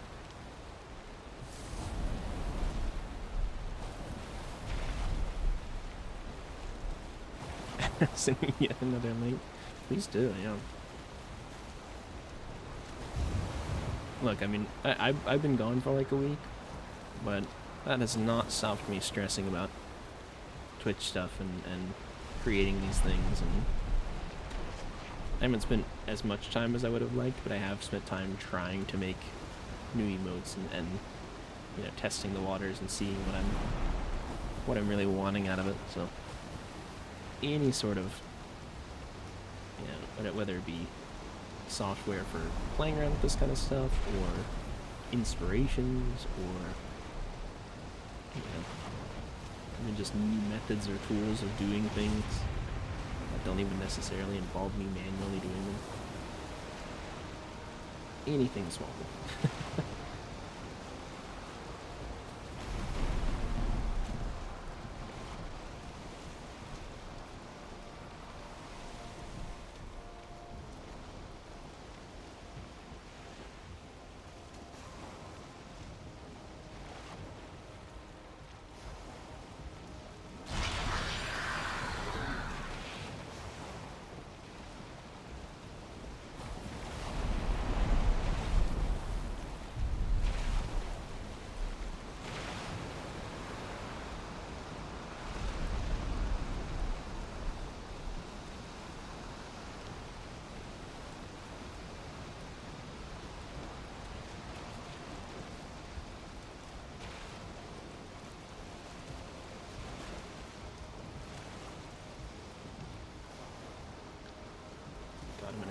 I'm gonna hit the locks. Jesus. Too surprising though, like, given how many resources there and shitposty Twitch can get. Yeah. I don't mind, you know, leaning into the shitposty nature of Twitch a little bit, but,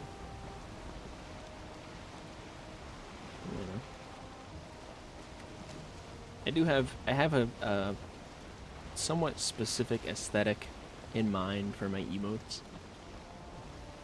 And I don't have a good way of doing it yet. I've made some things that I think are fine, but I don't know how. I don't know. I don't know if I want to make them part of the channel yet. So there's a certain I don't want to jump from placeholder to placeholder. There's a certain polish or refinement that I would like to attain.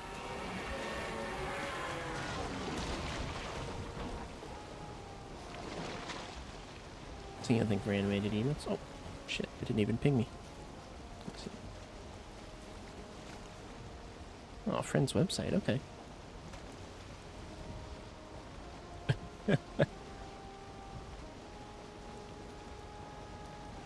Ah, okay.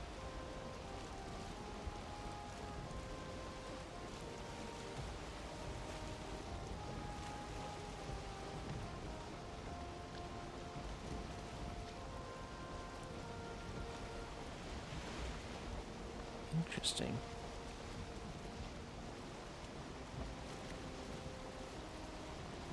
Adjust the settings to your liking, download an emote. Ah, okay. So this is kind of similar to. There was another site that I found that did something similar, though it had different, obviously different effects on it.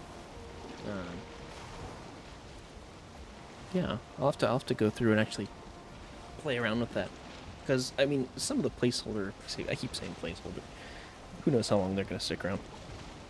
Some of the emotes I've got now, and some of the ones I've got sort of tucked away from a similar source. I would like to put through animators like that, so just because it's a nice simple way to make animated emotes. So, and yeah, I don't mind leaning into that sort of meme-y, shitposty Twitch nature a little bit. It gives me a little bit more breathing room for my emote quality, or lack thereof. Which I made a while back. It's simple enough. Yeah, I know. I like the ones where you just upload an image and it just spits out, a bunch of different variants or whatever. That's like the best for me. It makes it simple.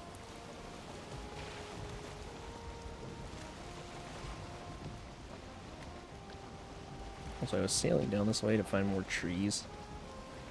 And it just goes into Black Forest. I should really start a proper tree farm. That would probably be better.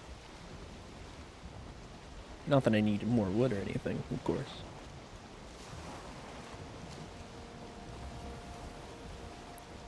He said the thing! No. I'm just doing it because I hate trees, not because I need the wood.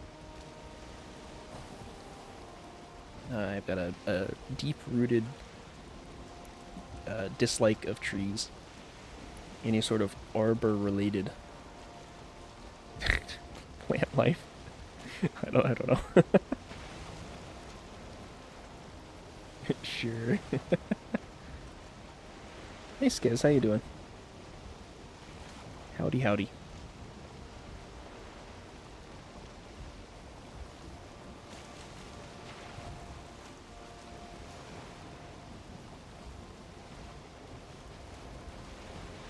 Oh yeah, I think this place is ripe for the picking.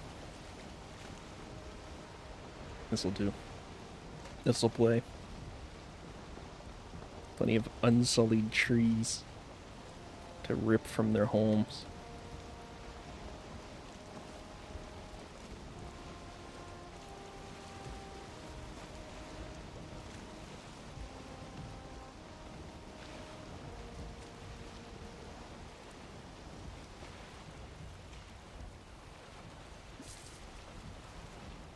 Alright.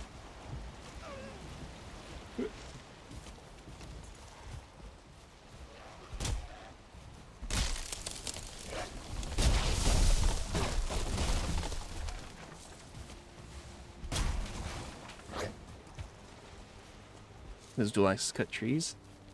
Pretty sure, yeah. Yeah.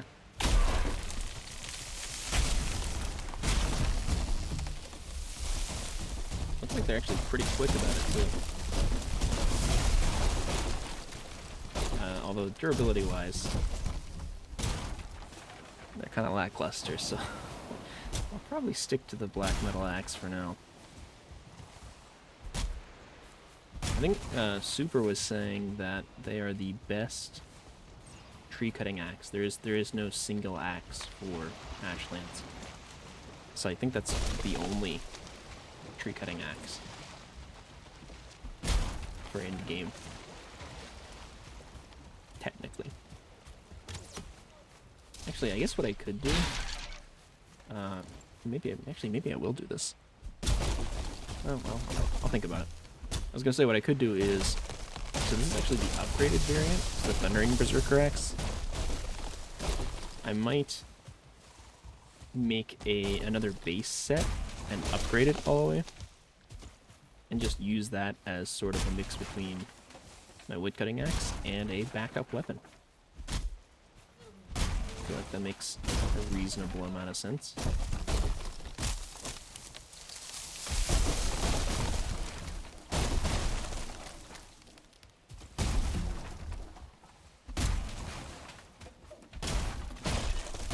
Just retire the black metal axe.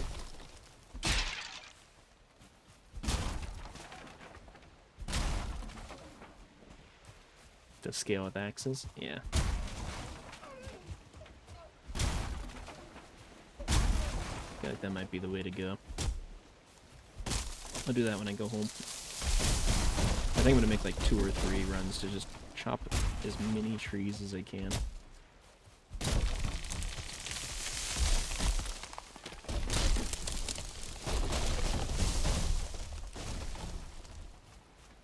The single fist weapon. I know, it makes me so sad. They really get you hooked on it. At least for me, they did. God, I loved the fist weapon. The flesh drippers. Pick them up. They kick ass for like half the game. And then you get nothing. And then nothing else happens.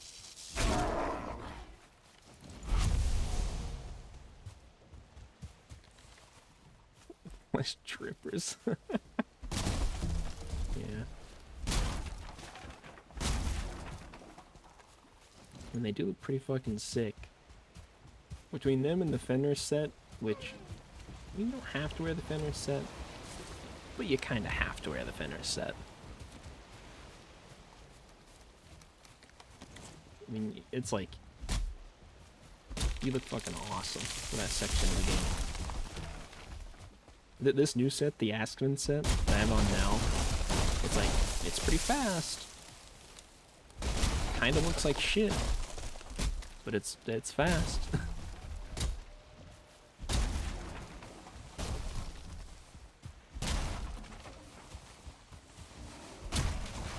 I mean, nothing is gonna top the Fenris hood. Oops. I ate a butte berry. I did not mean to do that.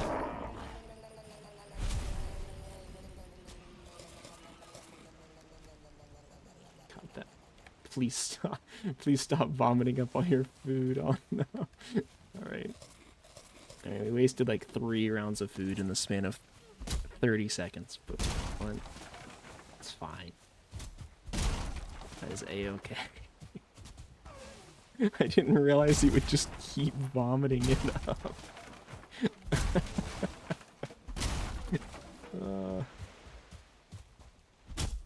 I mean, it makes sense. I just... Jesus.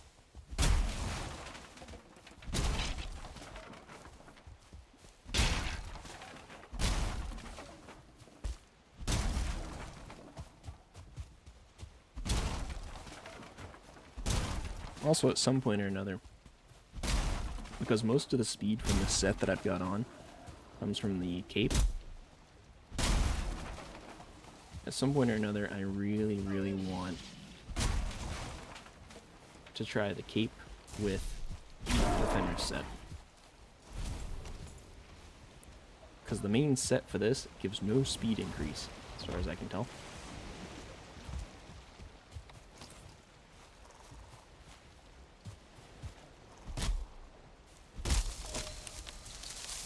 Of course, that also means that I need to get my run all the way back up to 100.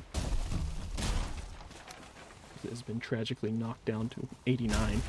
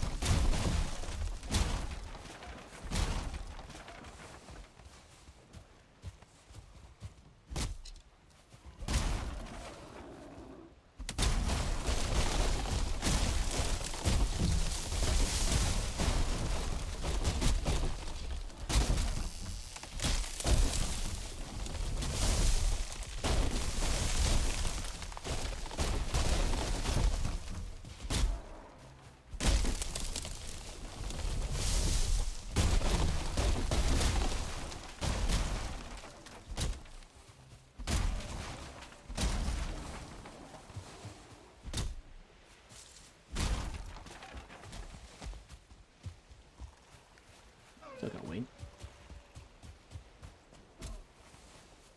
It's nighttime not be here. Maybe.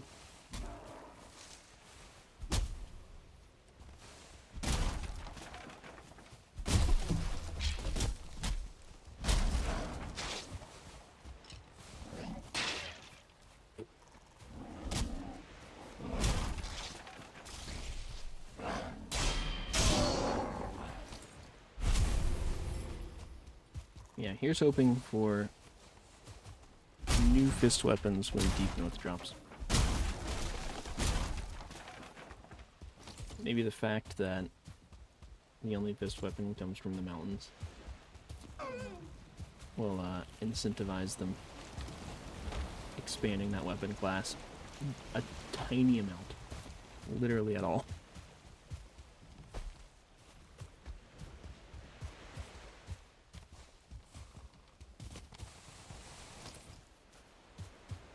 Or not.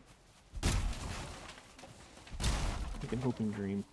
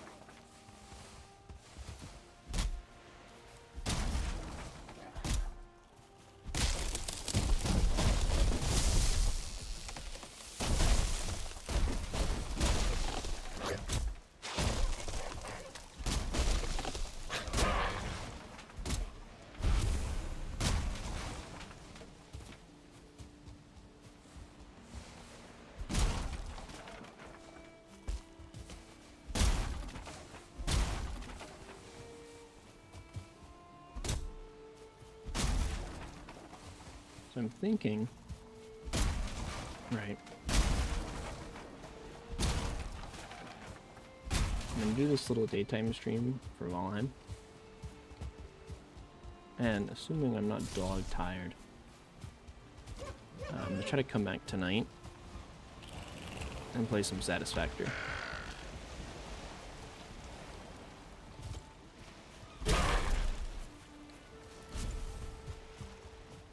I've been saying that I want to play it. Been gone for ages. I think the time has come. Things are finally settling back down, ever so slightly.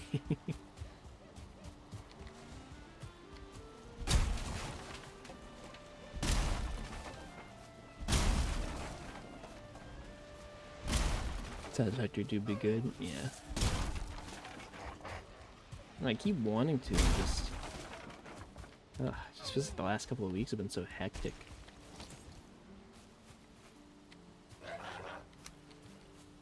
Nobody's fault, just life, you know?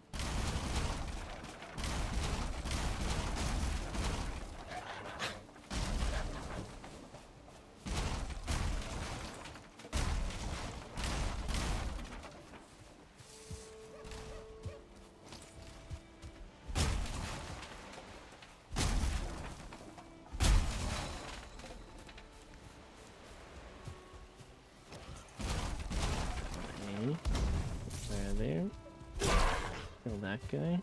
Oh, that guy. Let's get arrested back. I also did see that there was a update for it when I went to start up Valheim today. So it looks like there's been a handful of patches and whatnot. Which I'm glad to see. Wait, hold on. What? Update Q... Wait, 2.66 gigs? What? Hold on. Yeah, maybe I didn't download 1.0 or something. I swear I did, though. Alright, well, I'll have to download that later as well.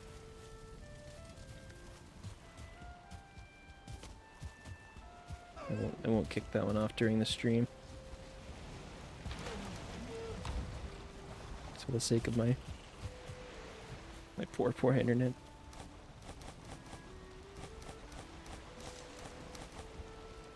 So what can I have? Keep the birch seeds.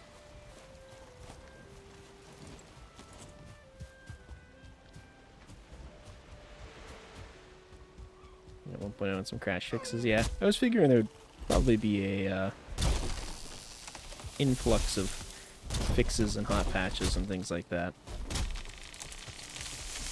after the 1.0 release.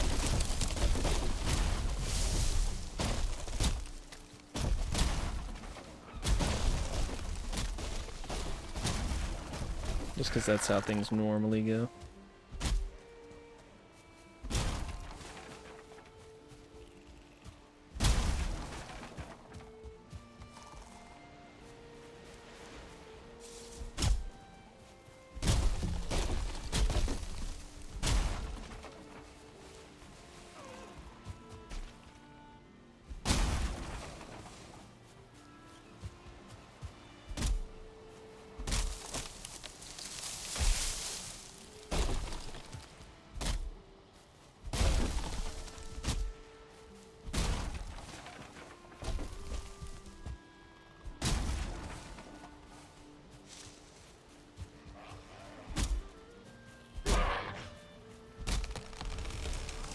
Coming off to be bedtime. Yeah, no worries, man. Thanks for stopping by. Get some good rest, and hey, with any luck, I will catch you later on, sometime in the morning for you. So, yeah, go get some rest. Also, I hope it's not been as hot there. I forgot to ask, but it's definitely been cooling down here, so I hope the same for you. But in any case, get some good rest. It's all better now? Hell yeah. Good. Catch up on the sleep.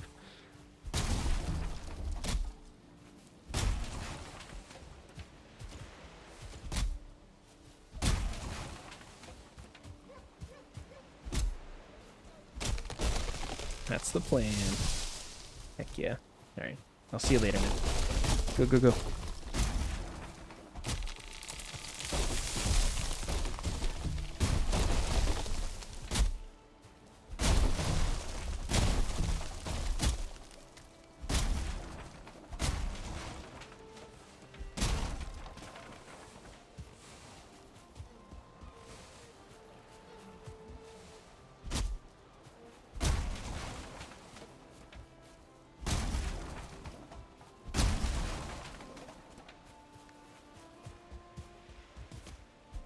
Oops.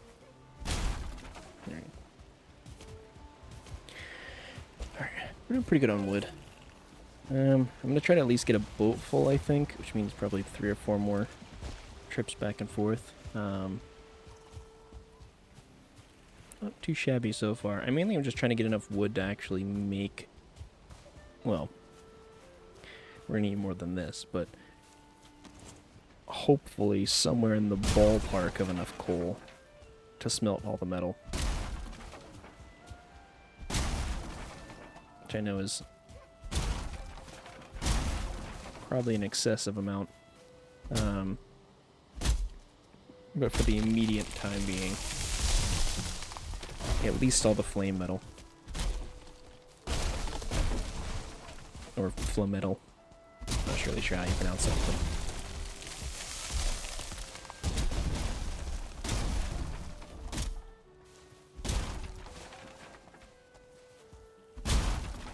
if I can do that, I can at least make a fresh set of these axes, fully upgrade those, have something to chop wood better with, and, you know, hey, maybe we'll try out another weapon or something. Or some odd bit of armor. Or maybe we'll just sit on it and hoard it like a dragon. I'm also totally down for that.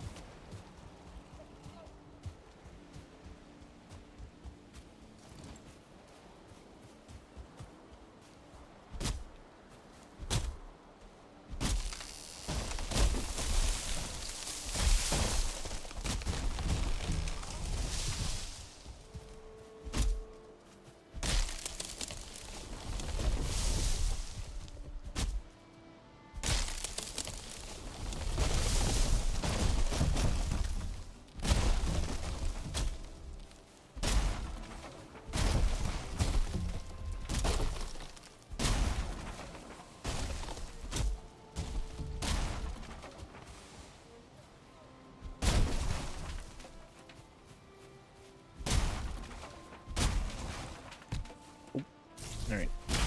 Axe broke.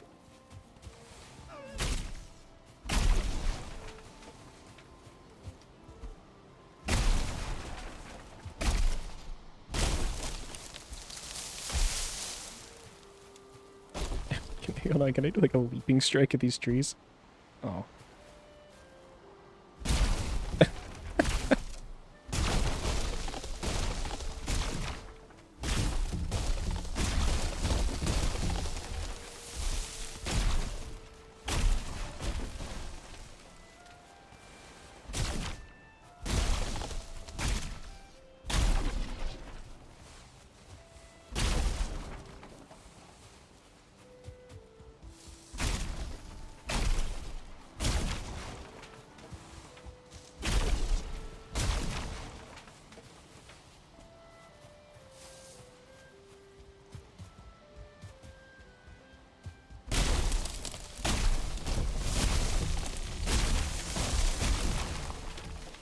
Wait, does the lightning hit the trees as well? That doesn't seem right.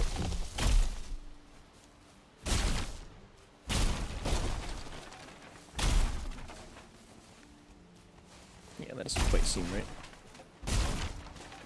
Maybe we can like trigger off of the trees, but it doesn't do anything.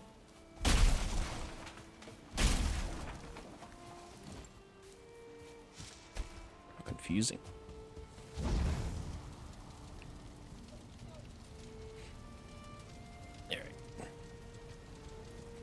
Rested bonus back. We'll go drop this wood in the boat.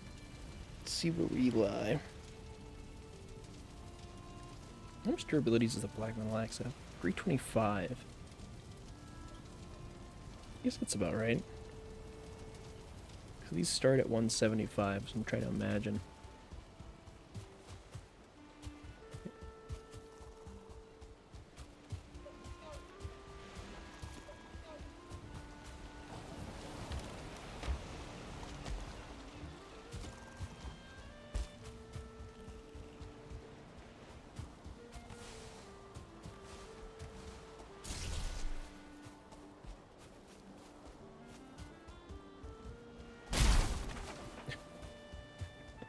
Oh, Jesus Christ. Flash, how you doing, buddy? Guys, I have a cat in my lap. Hold the phone. Oh, now he's on my desk. Say hi.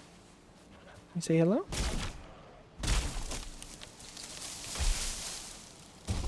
No, you don't want to say hi? You feeling shy? Hmm? Okay. Back into my lap he goes. Oh, okay.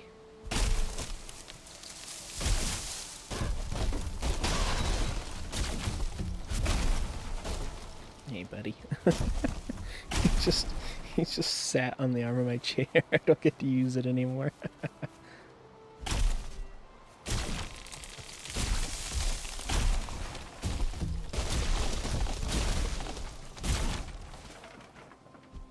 Oops.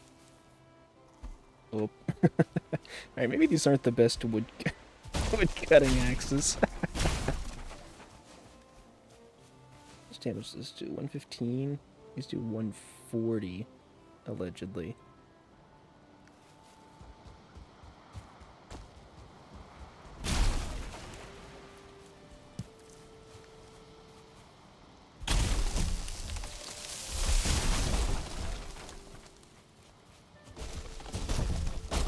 Oh my god.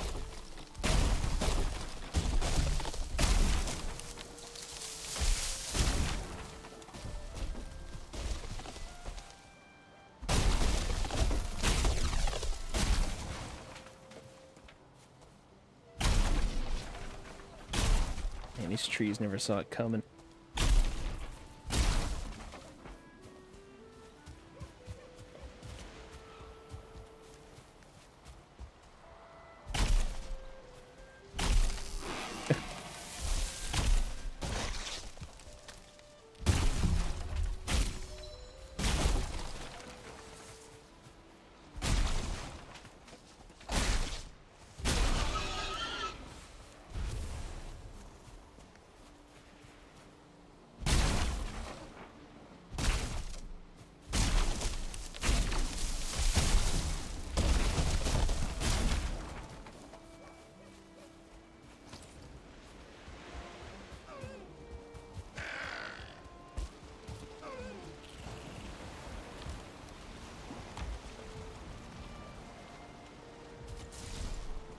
Okay.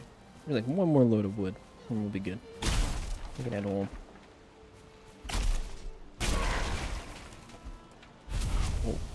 Okay, yeah, I think they definitely just died from the lightning. Alright, these axes are kind of awesome.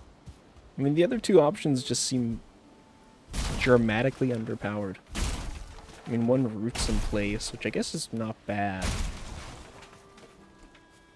But, like, I don't know, sure it feels like Mistwalker did that first and better. The frost damage. Maybe that's just me.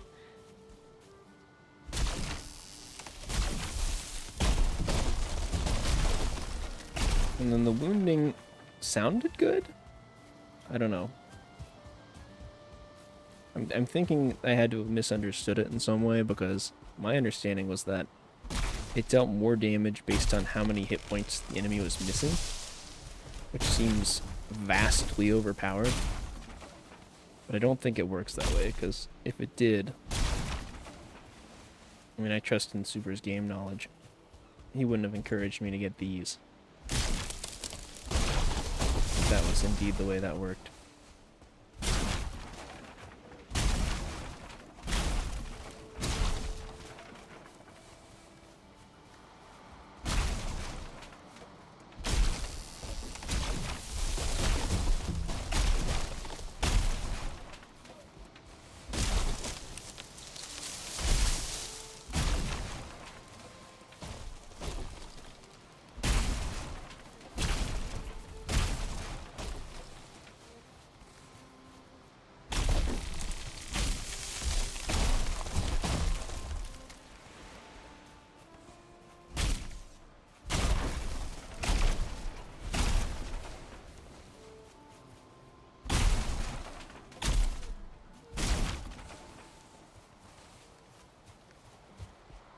Yeah, right. Here we go. Load up and head back home.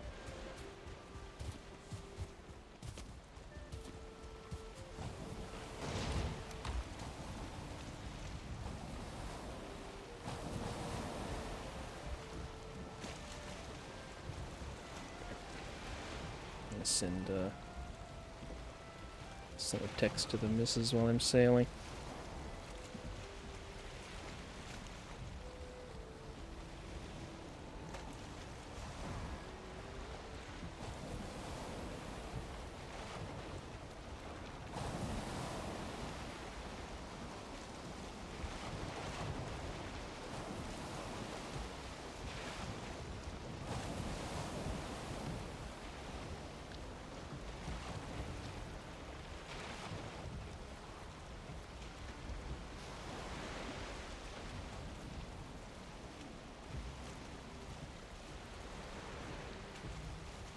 Okay. Pop motor. And zip back over to the home island.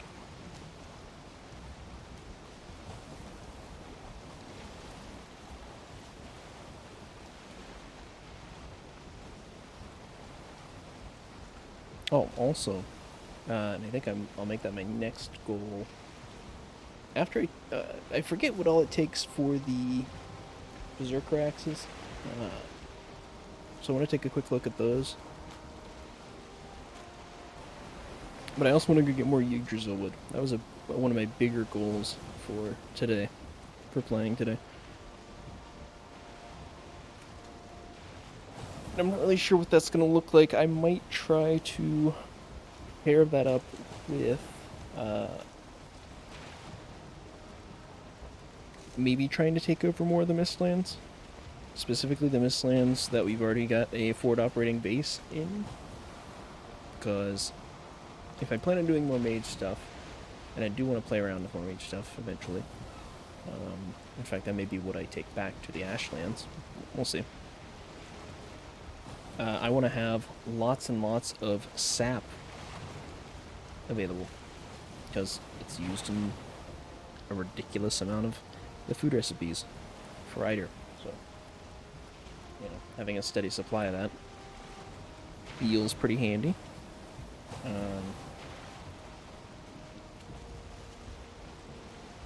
So yeah, I would like to get some more of the extractors established. I would like, obviously, get tons of Yggdrasil wood. That kind of thing. God, there's so many birds. Holy shit, why are there so many birds up there? There's literally like 30 or 40 birds. What was that?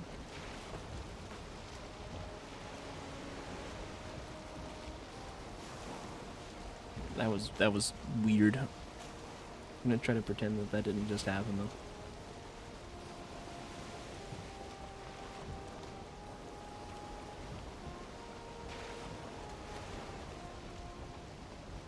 Floating boat. There we go.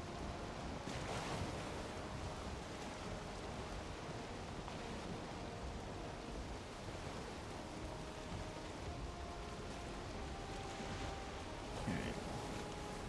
Just gonna pull in real slow. I'm gonna start the kilns with some cooking. Go deposit our crap, repair everything, and then we will sleep for the night. Oops. I also need to grab more food. Note to self.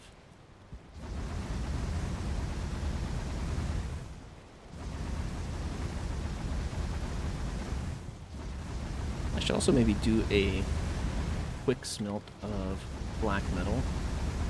It might be worthwhile to replace the chests in the smelter room with black metal chests. So right now they're just these reinforced ones.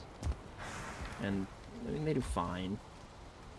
But they could be bigger. Then we can actually store all the metal in one, maybe all the coal in the other kind of thing. Have a slightly more substantial organization system in there than the relatively nothing that I currently have. Alright, that was all for the Galder table, wasn't it?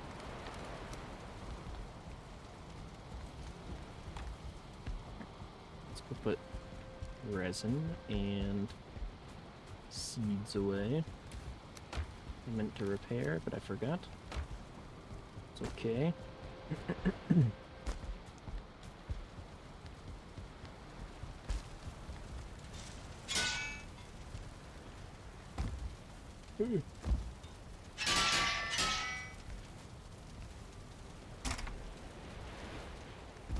Can't actually repair my cloak because I don't have the collar table to do it. That is brutal. Alright. Got a bunch of thread though.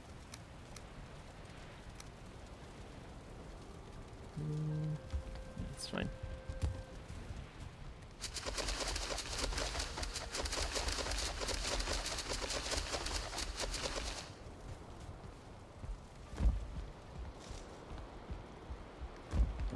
Let's also take a look and see what we've got for food over here.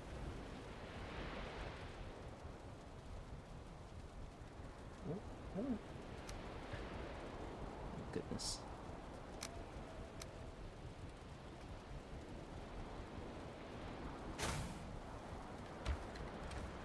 Actually, you know what? Let's do maybe...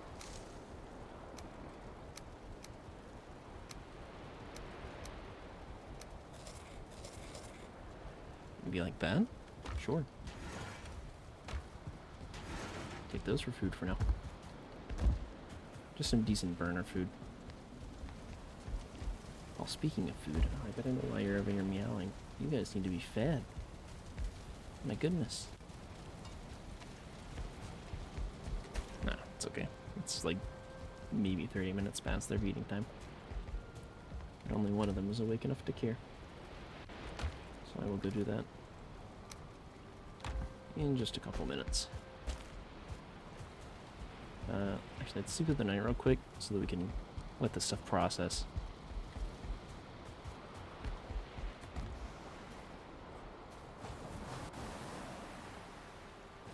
What's fresh? What's up, buddy?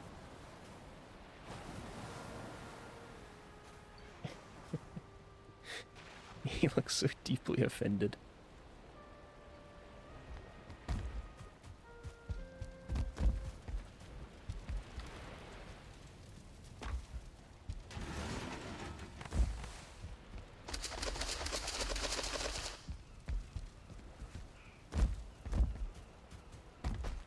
Hey, buddy. I know. Don't claw my chair, you little menace. God.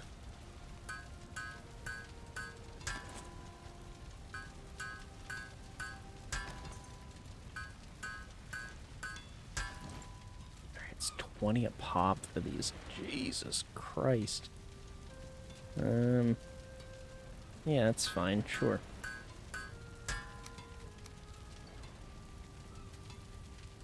Also, you know what? I should maybe make a set of this for the missus as well.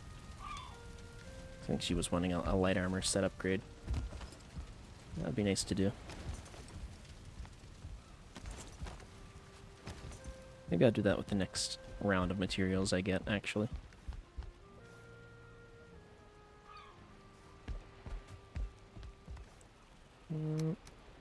Let's put that stuff in there for the time being. We're gonna go check the kilns and load those up. And actually, before the cats tear the place apart, I will be back for maybe 5 to 10 minutes. I'm gonna feed them and then we'll return. All right, be back.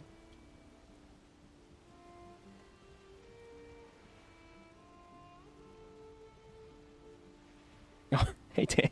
Hey Dan, I was literally just about to step away to feed the cats. Yeah, welcome back. Thanks.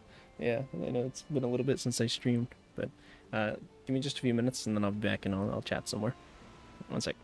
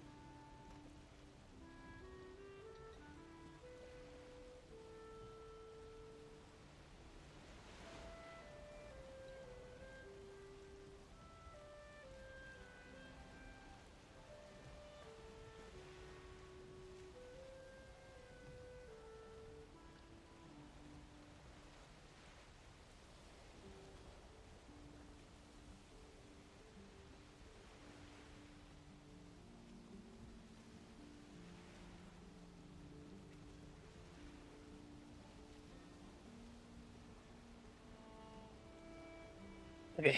Alright, I'm back. Usually I'd sit there and let them eat and stuff and clean up once they're done. Oh shit, wait, no, I do need to clean up one thing. Sorry. One second.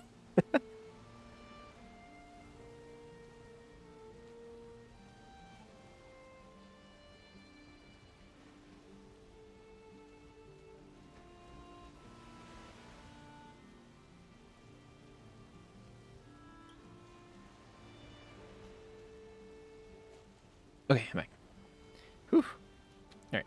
Usually I'd sit there and wait for them to eat so I can wash up their dishes after, but I figure, got the stream running, so they'll be okay for a little bit. I usually lick them clean anyways, so. How you doing, Tan? I see you did the lurk. I do not have a lurk bot, unfortunately. I could set that up as a command. I've just been too caught up in other things, so. Also, I don't really know what I would put as my lurk message. I feel like something that I would find funny maybe wouldn't quite land as well with others, so.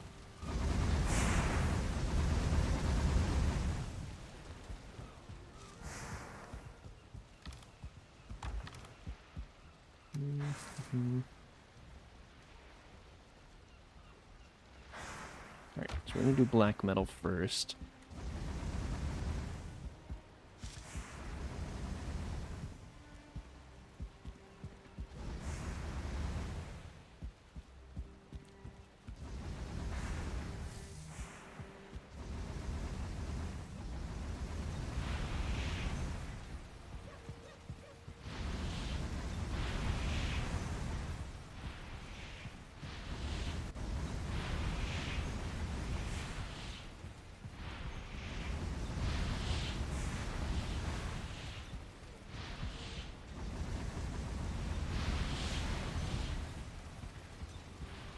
Okay, alright, so while it's cooking, while I've got the coal also cooking up, I want to go take a look and see what the cost of making these axes is. Because I feel like I can probably sink a hefty amount of flame metal into making those. So charred bone, 24 flame metal, and aspen hide. So the hide, the bone is fine. I think I've got enough flame metal. Yeah, I've got enough flame metal on hand to do that. So, actually, what other weapons are there, too? I've not actually looked. I've still neglected to make Crom. Which is kind of its own tragedy. Slayer? I could make. Seems like a bit much. Split near. Enemies hearts in 2. Interesting. I've been told that the flame metal mace, or the flametal mace, is good.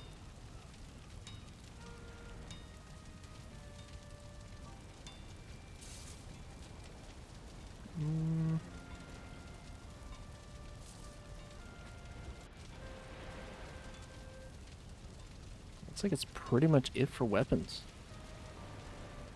Kind of a shame.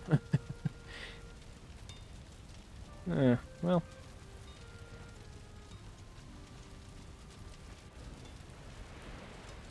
Well, I guess let's just make the axes. I want to make them anyways, so. So charge bone, aspen hide. Felt the earthquake today in the morning? No, I didn't feel any earthquake. Probably rocked me to sleep.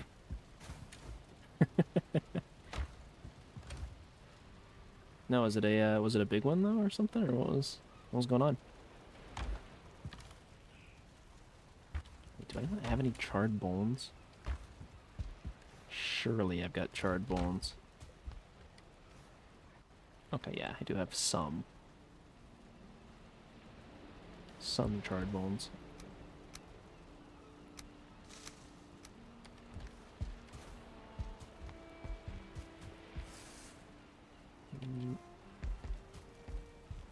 Four. Like 4 in the morning, or was it like a 4.0 or something? Like a, on the, what is it, the Richter scale? Or what's...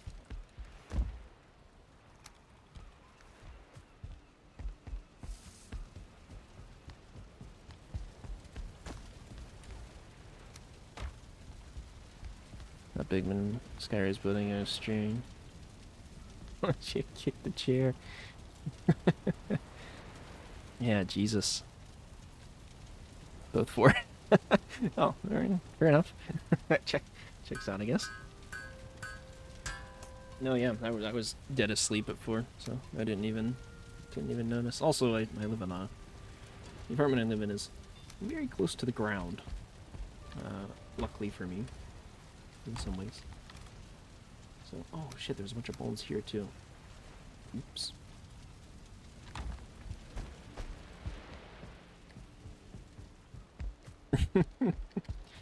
Yeah, no. Didn't even feel it at all. Although I will say, since moving up to the Pacific Northwest, like, it's gotten better over the last couple of years since I've lived here. 'Cause I've lived here like 4 or 5 years now, give or take. But especially when I first moved here, I could feel the seismic activity. Like, just the ambient, like, shifting of the earth beneath my feet. Especially in buildings that are specifically designed to shift and move. And it was very uncomfortable to get used to. I felt like an insane person. The fact that I was like, are you guys feeling this? Like, fucking, I'm losing my mind over here. Like, this building is very clearly moving. And nobody seems to notice or care. But I've noticed it less and less as I've been here. So I think I'm getting used to it. And I'm sure the other people who lived here their whole lives have probably been used to it.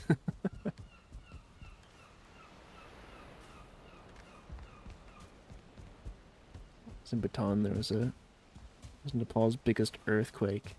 It's like swinging on a swing. Oh my god. And that, I mean, how, terrifying aspect aside, and that is, I understand, a large thing to push aside. That sounds nauseating. It sounds awful. Like, I mean, I already have balance and dizziness issues, just naturally. Because my inner ear doesn't work very well. But the thought of me being able to stand in a room and feel like I'm swinging on a swing sounds nightmarish. Same point 2 that time? Yeah, that's pretty up there. For my bare minimum understanding of earthquake scale. That does sound quite violent.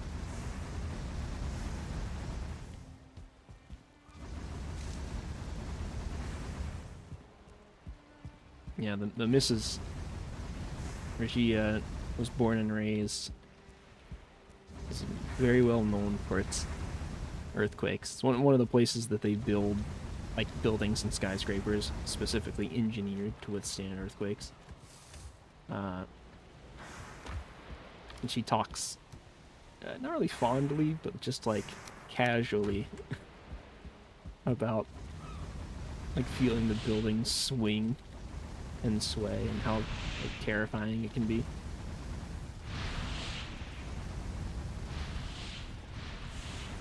Or maybe just how normal it feels at times. So, can't stand things fall down from up. Yeah. No, yeah, I mean it straight up sounds nightmarish.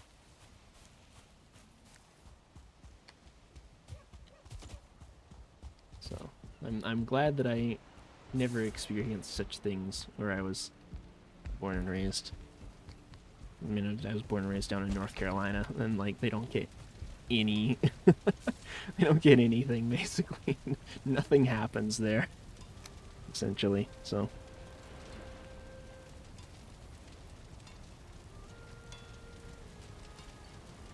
You experienced a tornado? No, never experienced a tornado. Never experienced a tornado, never experienced an earthquake. I've experienced remnants of a hurricane. Though we were so far inland that by the point it reached us, it was, pretty... It was like a bad thunderstorm, but, but I will say the thunderstorms in, like, middle North Carolina, hellacious. like summer thunderstorms. Oh my god. Summer spring, I guess I should say. Fucking brutal. I do not miss those. Them like rattling the fucking storm windows all goddamn night. I mean, it doesn't help we live down the middle of nowhere as well, so it's like lethal thunderstorm. Basically, yeah, that's a good comparison. I mean, just the absolute noisiest, most like house shaking shit you've ever been in. But no, never a tornado or anything like that. Tornadoes are terrifying, frankly. I'm glad to have never been in one. I don't know how people are. They own houses and live in like Tornado Alley and shit like that, where they get like 100 tornadoes a year. Like, just move. Don't live there.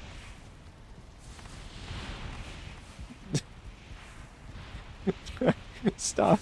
Stop it.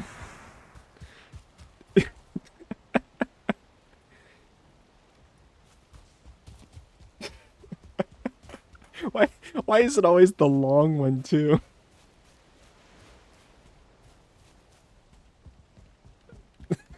Why is it always the long one? There's the first one you got. There's like the one in there that's like straight up 15 seconds long. Just me getting laughed at. Oh man.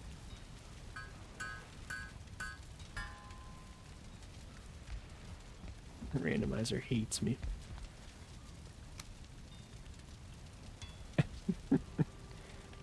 Yeah, boggles the mind. I don't know how people live in that shit. We wouldn't catch me being there. That is for damn sure.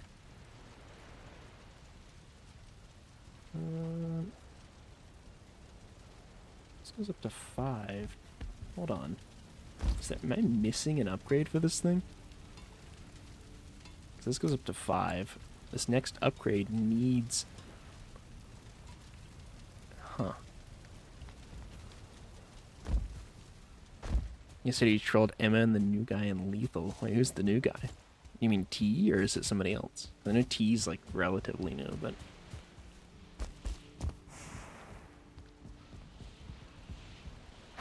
Emma was trolled in Minecraft also.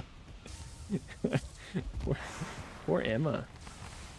Sounds like she's getting the short end of the stick with the trolling. Oh right, I wanted to upgrade these chests too. I forgot his name. I see. What a good friend, forgetting his name. No, I'm picking on you. The new just came in yesterday. Ah, okay. Is it like part of the greater group, or is it just somebody who hangs out with Emma or plays with Emma's stream or something?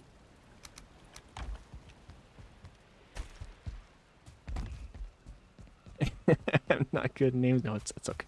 It's okay. I'm bad with names too. I was just picking on you. It's okay. Just ran in public. Oh, okay. Oh, I see. Okay. I thought it was like a new. Okay, I misunderstood. Gotcha. Sorry. Continue. No further questions.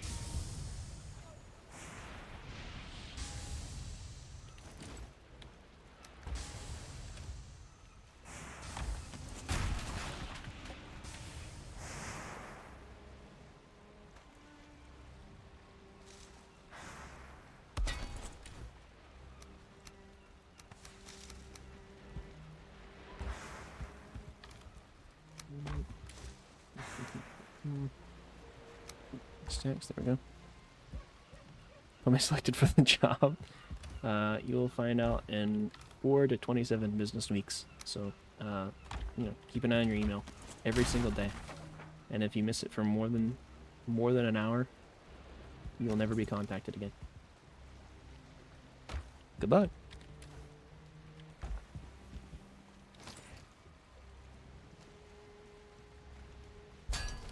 $27. Fuck yeah. Yep. That's how we do.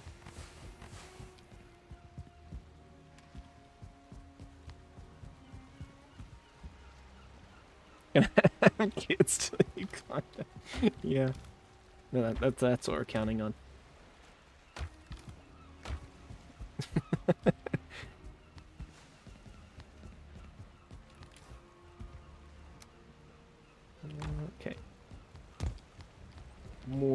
coal, more wood, more metal.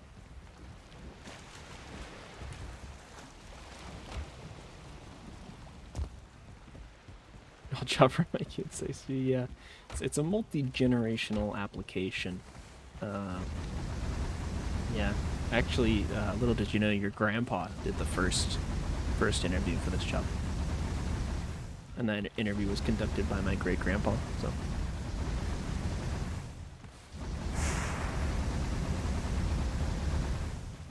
Also, this business is losing $43 billion per year in revenue. So...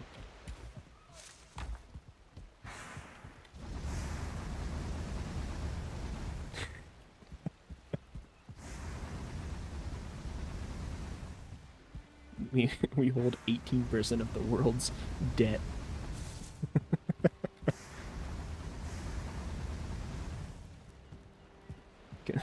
Sure, yeah, all the debt's yours. Phew, that was easy. Pack it up, boys. Let's get out of here.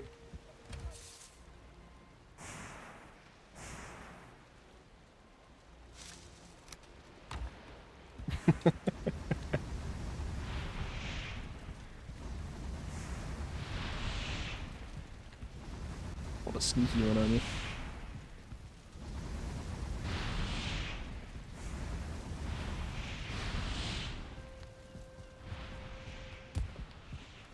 World's debt person tan.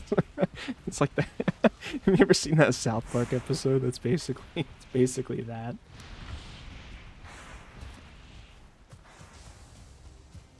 It's just I think it's Stan, and he's like taking everybody's credit card debt, and it's like a Jesus parallel. He's just taking everybody's debt, and then he's gonna like die or something. Some shit like that. What? Why am I? I don't know why I was sneaking and rolling there, but I'm just gonna ignore that. Richest CC. Who is this CC you speak of?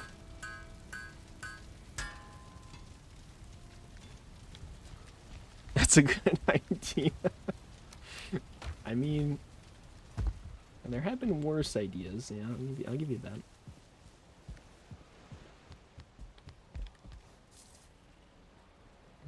325 and yeah, sure enough. Okay, so this will end up at 325 as well once I can finally get the last upgrade. But the damage is overall better. So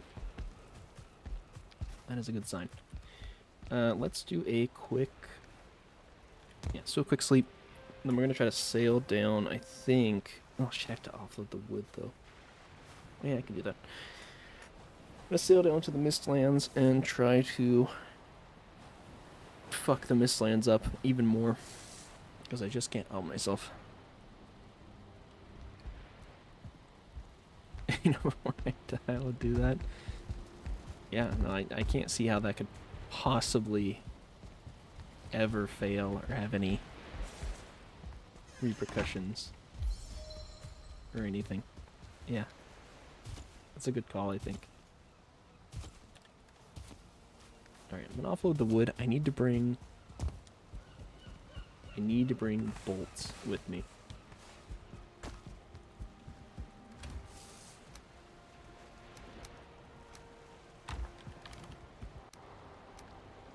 Oh god, the cat meowing.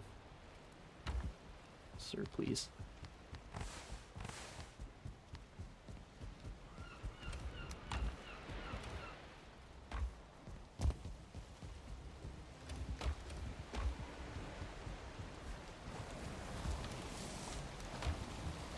What?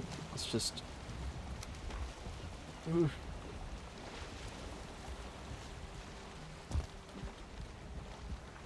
Why is screen black?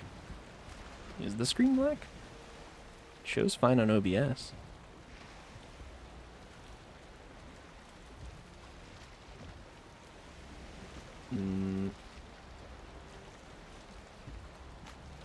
This French keyboard is sucking my texts. Well, it's doing what to your text?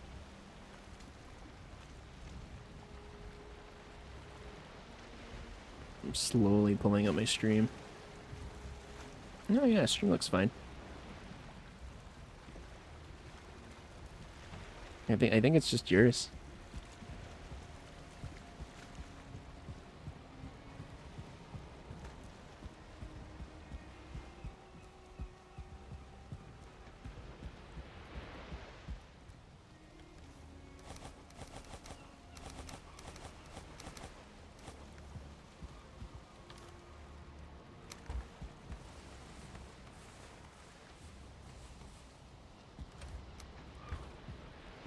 If it's mine. Did you like close your eyes or something? Or what what happened?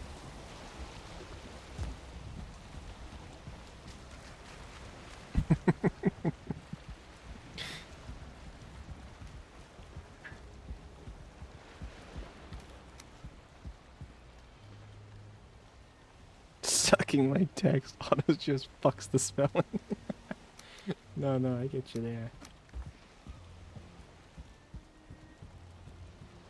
I just meant with a black stream. Was it did you just have your eyes closed? Was that what was going on?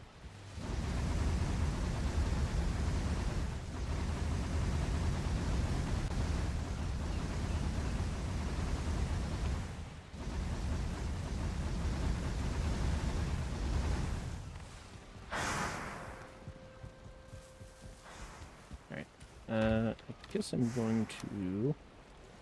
Oops. Just gonna shove the coal in there for the time being.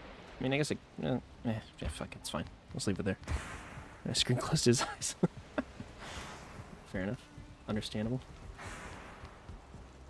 Let's bring... I need to bring some bolts. Do not want to forget that. I also need to bring... I think we had a mist light there. And something else. What else am I trying to think of? Bolts and what? Bolts and what?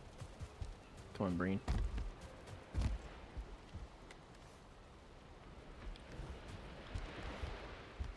Also, I thought I had more bolts, but I guess I gotta craft some more. Let's throw some together. Defeat and restart it. Wait, feed it. Was it hungry? Draw on ashwood. Yeah, we could do some charred ones. Why not? Yeah, let me grab some ashwood. Bring the bolts. Please do. No, I need bolts and something else. I've forgotten what it is. Yeah, maybe potions was... That's what I was forgetting. I mean, I've got like one shitty one on me, but I could do with maybe a couple more.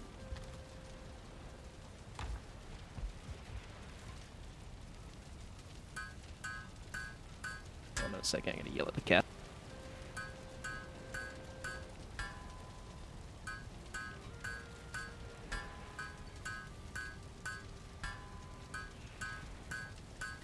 God, I just hear hissing coming from the other end of the room. I know that they're getting into trouble.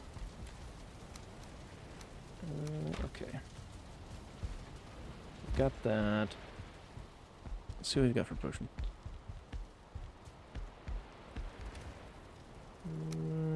Just take some kind of shitty ones. Why not, right? Yeah, that's fine. We're just going to the Mistlands. I'm not terribly threatened by Mistlands creatures. It's your test. Wandering around for bolts? Yeah, no, that's my task for today. I gotta find bolts. I'm thinking maybe it'll be like a 24 to 48 hour stream. Possibly. Can't even sleep at this time. No, my task today is to... Because I haven't streamed in like a week. I haven't streamed Valheim in like a week. Finding the bolts, yes. No, I haven't streamed like a week. And I'm a little rusty on Valheim. But I'm just trying to run around, do some general house chores-esque activities. So I went and chopped some wood, I went and got some black metal, we're gonna go to the Mistlands, you know, we're gonna get some Yggdrasil wood and maybe a bunch of sap or something. stuff like that. Partially to help refamiliarize myself, partially to try out these new axes that I've made. I made thundering axes, which is what these are in my hands here.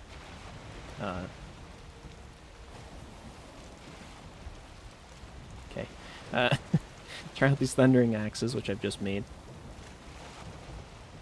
And level up my skills a little more, because they've gone down more than I'm comfortable with because of all my deaths. So I was doing so well. I had run and jump both maxed out at 100. And then of course I died. And I fucked it all up. So, you know, kind of just general house chores and stuff.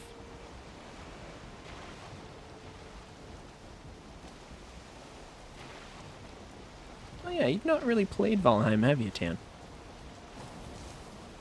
Or am I mistaken?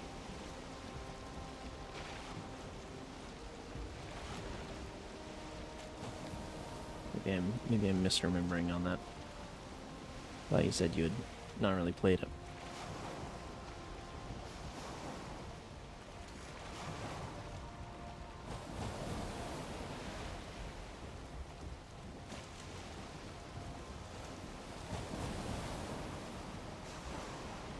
Oh my god, the cat. I don't know if his meows are coming through the mic or not.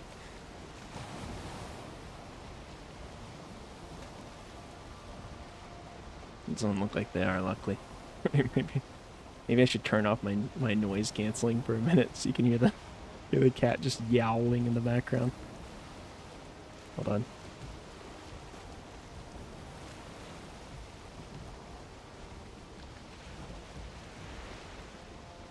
I don't think I can just disable it, so we're just gonna trash it for a minute. So you're gonna be able to hear my AC for a time being.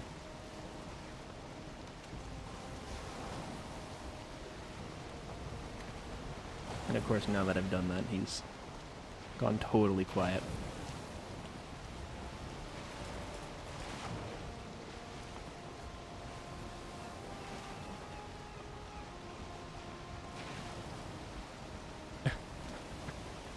Oh. He's made me look a fool.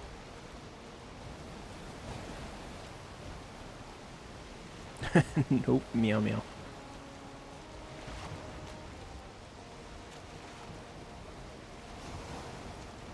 Alright, well, I guess I'll put the noise canceling back on.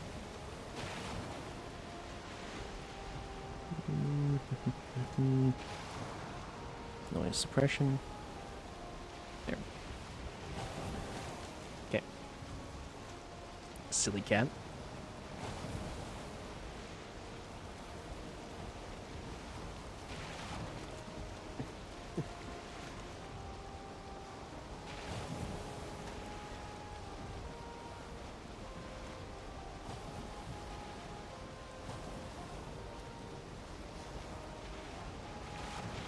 Yeah. I'm basically at like the last stages of the game. I'm just sort of padding things out because I don't really feel comfortable in the final zone yet. And I feel like every time I'm there, it's a nightmarish struggle to do anything. So. Silly cat, where have you been? Meow meow. Meow meow. Meow. Meow meow.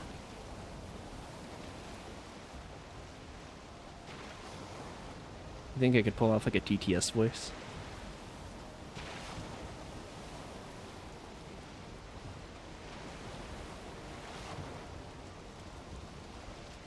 Just get my own voice as a TTS. Actually, no, that sounds kind of dangerous. Maybe not, actually. Maybe I reconsider that. Also, shit, I meant to bring a little bit of wood with me. Oops.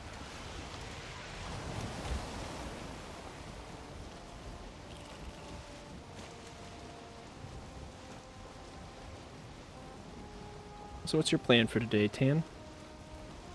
You gonna be around and playing stuff, or you You got business to attend to. Assignments and whatnot.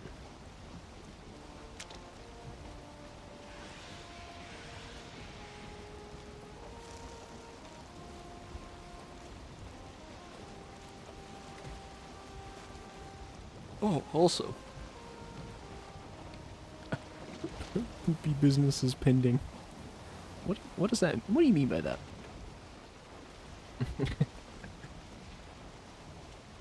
Felt like okay, Valo. Okay.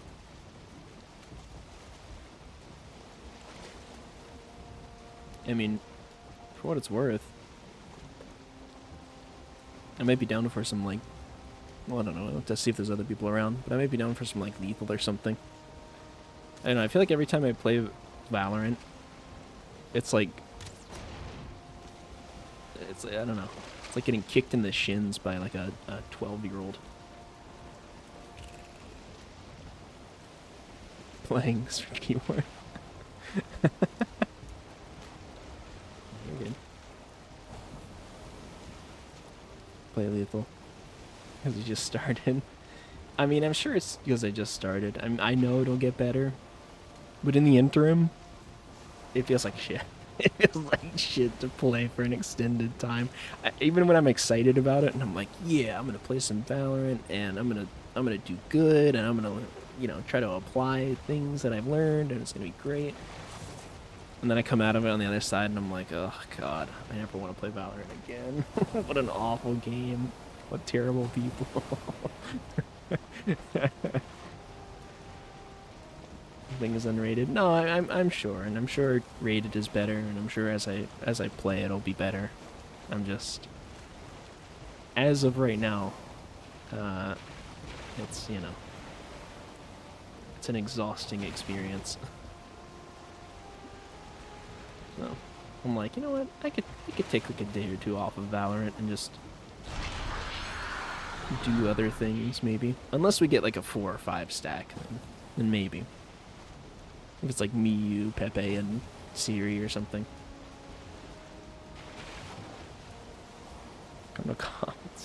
It's scary and a lot. Alright. Trusting you promoted to silver ASAP. You put way too much faith in me, man. And I appreciate it, but I really don't know what the hell I'm doing. That's it, I think. I mean, I thought the deathmatch was pretty fun that we did the other day. And that escalation game mode was pretty fun. I might start playing those more a little bit. Just to familiarize myself with some of the guns. I mean, deathmatch is probably more in line with that goal, but they're quite fun. And they're, you know, it just seems like a good way to get a better understanding of guns and maps and things like that. At least, well, the escalation is for maps, I guess. Deathmatch, it's just random maps that you never see again.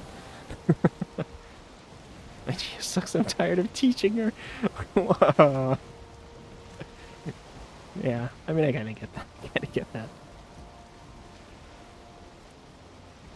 I feel like I'm like comfortably middle of the pack though when it comes to skill level. So, I mean, I get it. My partner is, she's fine in video games. She's easily overwhelmed though, and does not. Something fast-paced like Valorant would not be her style. Let's put it that way. So I get that. Oh, hello. Oh. Okay, you want to get on the back of my chair, like behind me? Hold on. And I've got a cat here that seems to be interested in being in or on my chair. Go on. Get back there.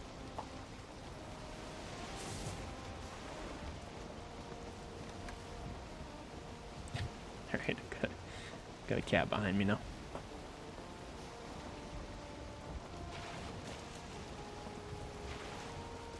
In, on, under, exactly. They like to hop on like the back of my chair up where the headrest is. And then sometimes they'll climb down in my lap. Or sometimes I'll scoot forward and then they'll get like behind me in the chair and I get to sit on the edge of the seat. You know, the most comfortable spot. They're very cute. I can't deny them. I can't deny them the things they want.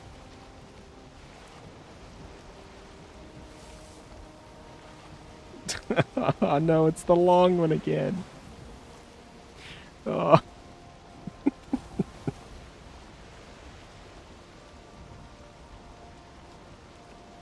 Oh.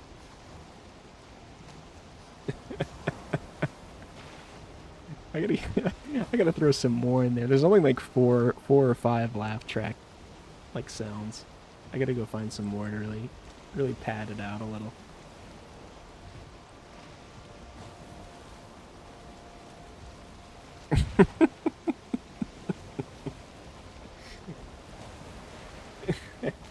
Also, I'm glad I lowered the cost on it.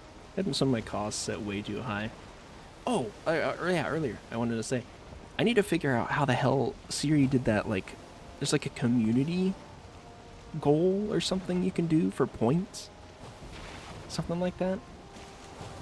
You can set it up so that like everybody can contribute points to one goal, or like a larger goal, I guess, that you've set. And I think it's like a rolling month period. So theirs is like revealing a tattoo, I think, of theirs. They have 5, I believe. I think I'm the wrong person. No, I'm not saying. How do I do it, Chan? Tell me how to do it. Explain it to me. Tell me. I know you know. I know you have the secret.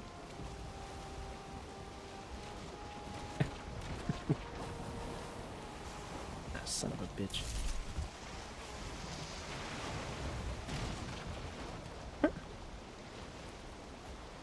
Sorry, nope. How could you? How could you betray me like this? I can't believe it. No, I wasn't bringing it up as you should tell me. It was more of just a passing thought, because I had completely forgotten, and something we were talking about earlier had jogged my memory. Just yesterday, I put my follower count. Nice. I mean, that's good progress. That's a good step. I mean, it took me like 2 weeks to do mine, or like a week or something. I don't know. Somewhere in that range. So you're about on pace. I had nothing on my stream until then. Took me a week to find out. Actually, I mistakenly went there. Yeah. I knew that people had done that kind of thing, or typically do that kind of thing, and I was like, you know what? I should probably figure out how to do that. Stick it on there somewhere. So,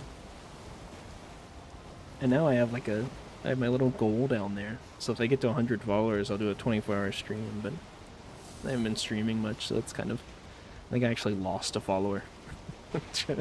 Tragic. It is what it is.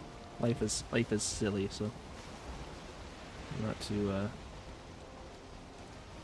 worried about it. But being able to have it there and have a display and set goals like that, it's pretty nice. Who unfollowed you? I don't know. I have no idea. It doesn't tell me, so not that I would. I mean, honestly, I don't even want it. I don't even want to know. Let's go to his house from the IP. All right. All right, I'll message you. We'll track him down. Kill him. It's fine. It is what it is. If people are... And honestly, you know, it probably wasn't...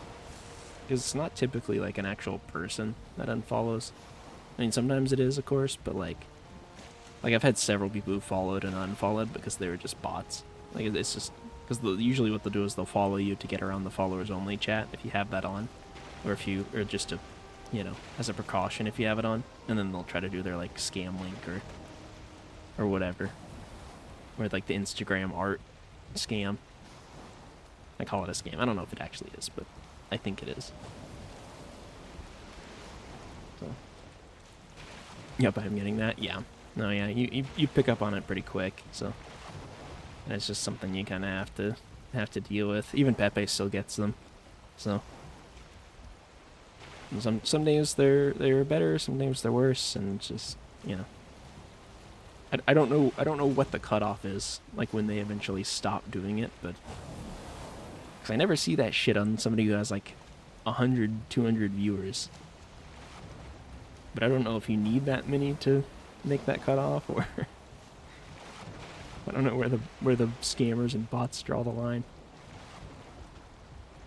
I will say though, if you get the opportunity to do it, and don't feel bad if you don't or just can't be bothered, if you get the opportunity, and you see somebody doing that, just report their account. So just report the account on Twitch, and then usually, especially with the ones that spam the links, they'll just instantly ban them. So somebody does like the link spam, you can ban them from your chat, but also report them to Twitch, so their whole account gets banned. So yesterday I said it's just scammer to subscribe, and she will use his. I like that. That's smart. Wait, did he actually do it though, or no? I mean, I assume not, but that would be really funny though. No response. Yeah. Why am I not surprised?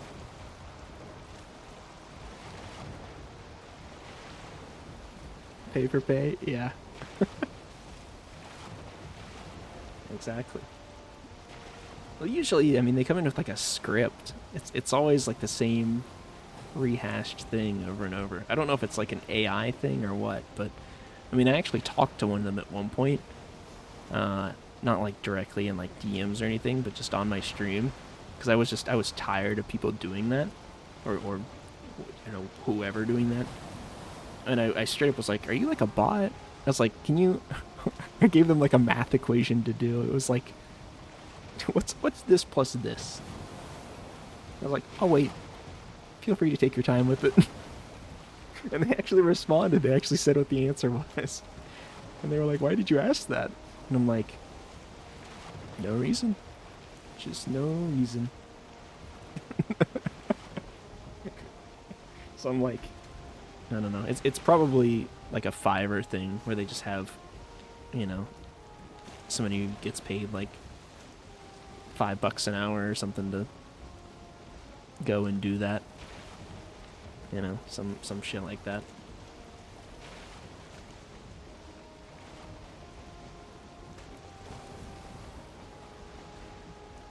Otherwise, it is a scammer. It's a trap. Well, from what I understand is, and I've just done some light reading on it, and also, you can kind of tell by the way they talk, if you're familiar with scammers at all. But anyways, as to why it's actually a scam, if you ever looked up emotes and art and things like that, they are expensive. Like if you get them done professionally, they are quite expensive. Like usually anywhere from like $15 to $30 per emote. Like they are pricey. Like for some decent quality ones. But what they do is they steal art. They'll go and steal art, or they'll use like AI art generators, or a mix of the two. And then they'll try to pass it off as theirs and sell it to you. So, you know, it's basically just, you know, and maybe they'll pay like Chat GPT or something, whatever the monthly thing is for that, to generate all their images. But, you know, then they'll upcharge to you for, hey, give me, you know, $10 an emote. And I'll, you know, pay me $100, I'll give you all your full emote set. Meanwhile, they've pre-generated thousands of things, or they go and pull them off of, I don't know, like an Instagram or Pinterest or whatever. So, shit like that. But basically, it's either stuff you could go find for way cheaper or even free, or stuff that you could just generate yourself if they're going to be doing AI stuff. So, it's not worth what you're getting, basically, is why it's a scam. Or it's just straight stolen, but in either case, I don't want it. and most people probably don't want it. So.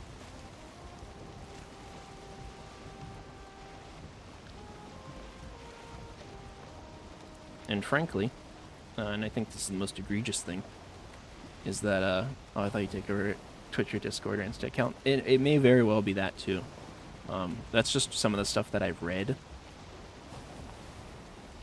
is that they pass off art as theirs and they are scummy in that way.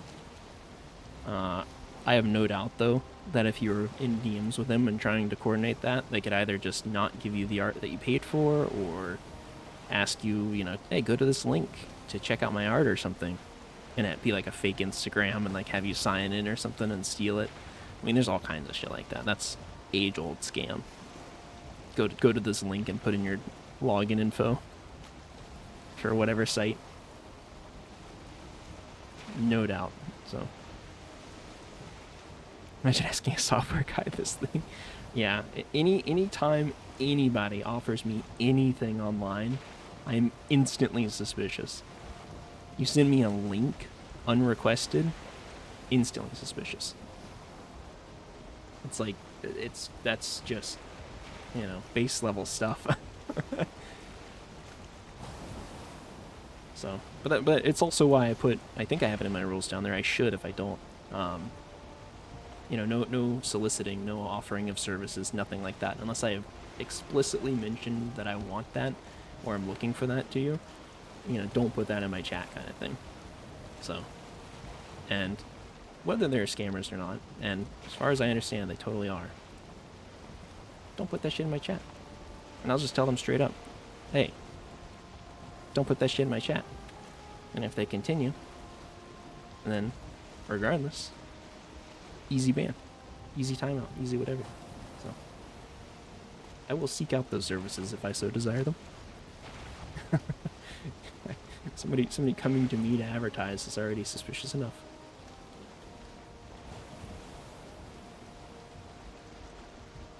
Man, I can't see shit out here. I really wish it would switch back over to daytime.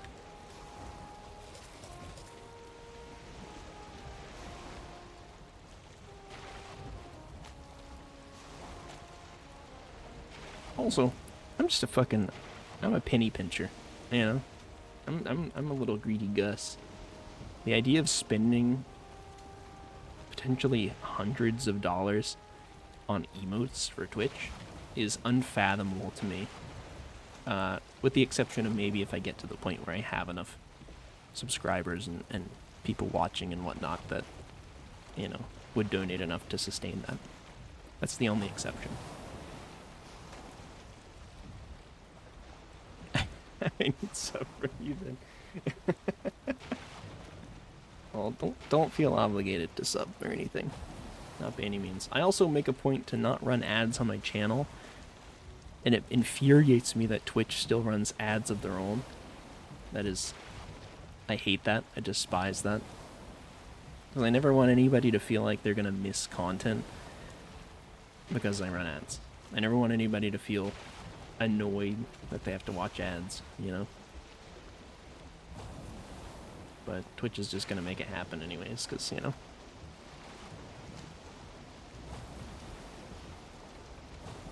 Series longest content, yeah, ads, yeah. And that's okay. If people, I mean, I get why people run ads. Not to, you know, I'm not trying to denigrate anybody who does that. But I'm not going to.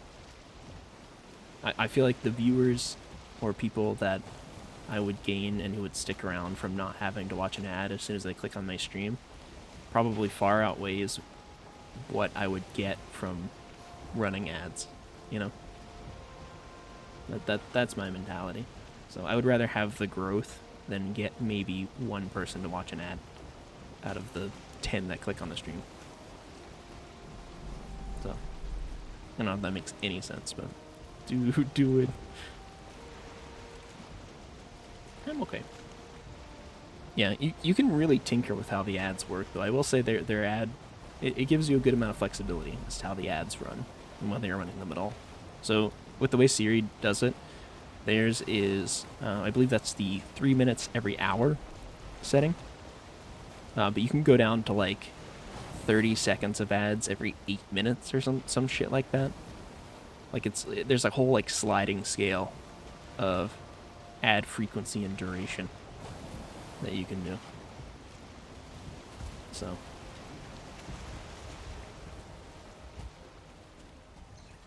which is kind of cool. It's kind of cool that you have that as an option.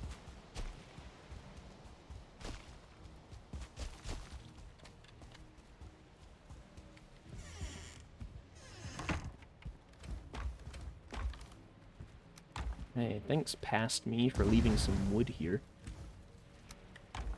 The goat. I've got to bring the mist light. Let's throw that on. We're gonna set our spawn. Oh boy. Oh, they gotta go. Hey, no worries, Stan. I appreciate you stopping by. If you're streaming later, I'll stop in and say hello as well. Turn on my PC and join it. Alright, sounds good, man. There's still no alert command. I'm sorry. I'm sorry, it's still not there.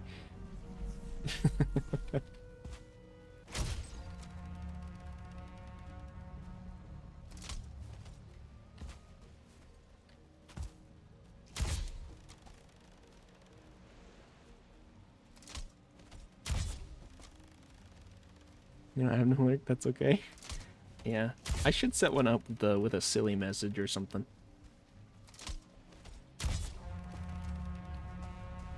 Just a little cheeky message of some form.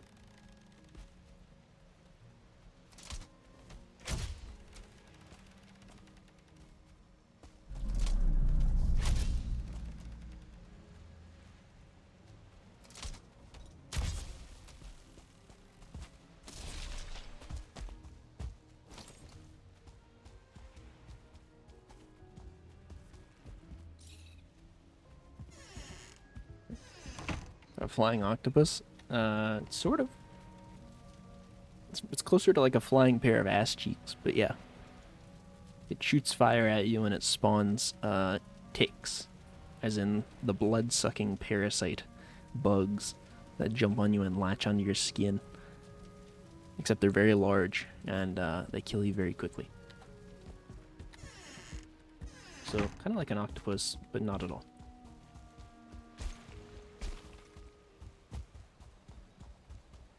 The leech? Yeah, I mean, leeches are another type of parasite, but no, it's like I imagine you've encountered a tick before.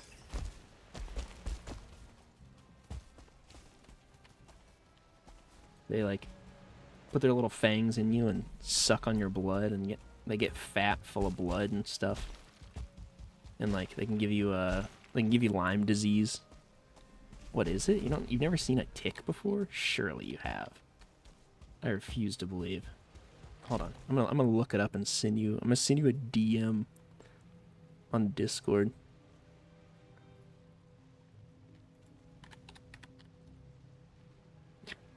Alright, Google. Not Ticketmaster. Although they are kind of a leech as well. They are kind of a tick.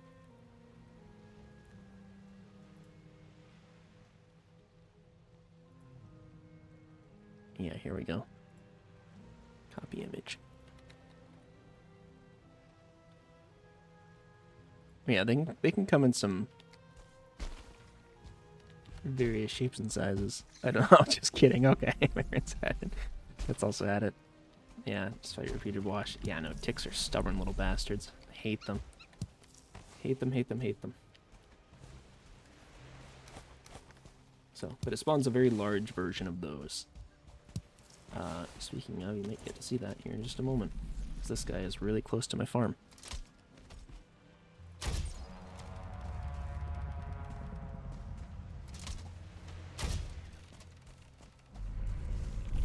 The cat's big, not ticks. Well, if you join my Discord, I have posted some photos of the cats in the images and videos section of my Discord.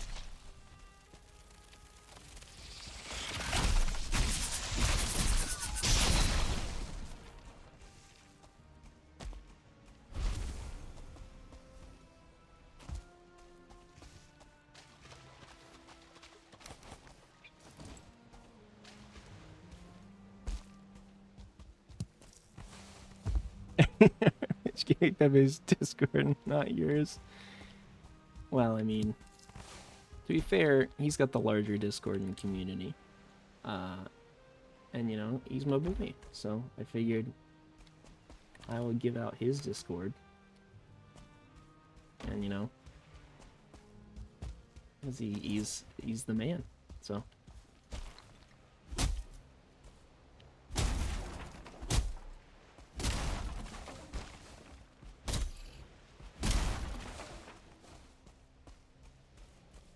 This friend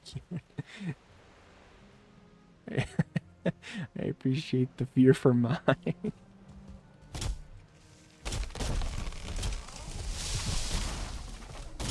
Fear for mine.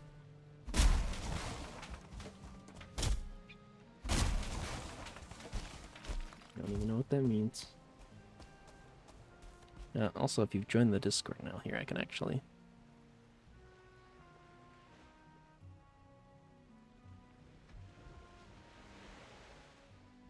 Oh, no, you haven't. Lame. Imagine not joining my Discord. What a fool.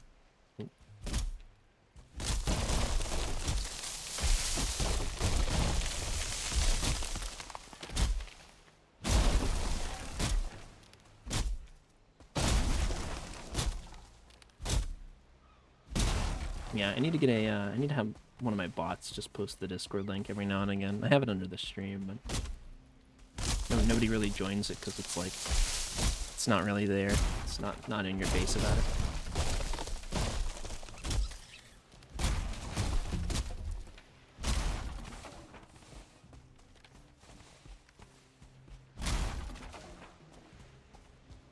I also need to set up a bot to actually post my clips there automatically.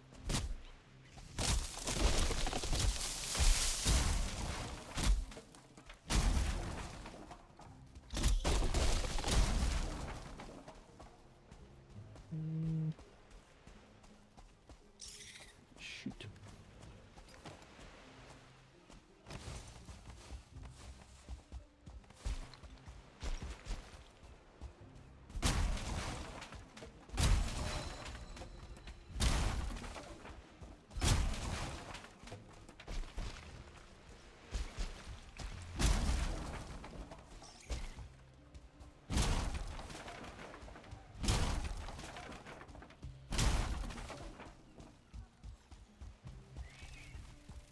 Oh,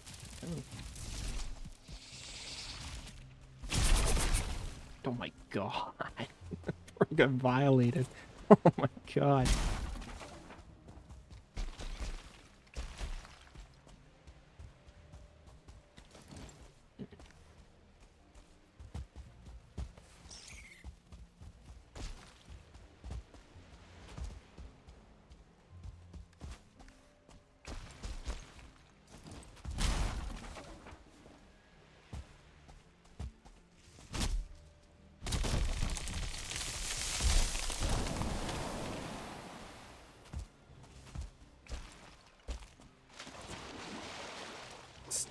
Stay up there.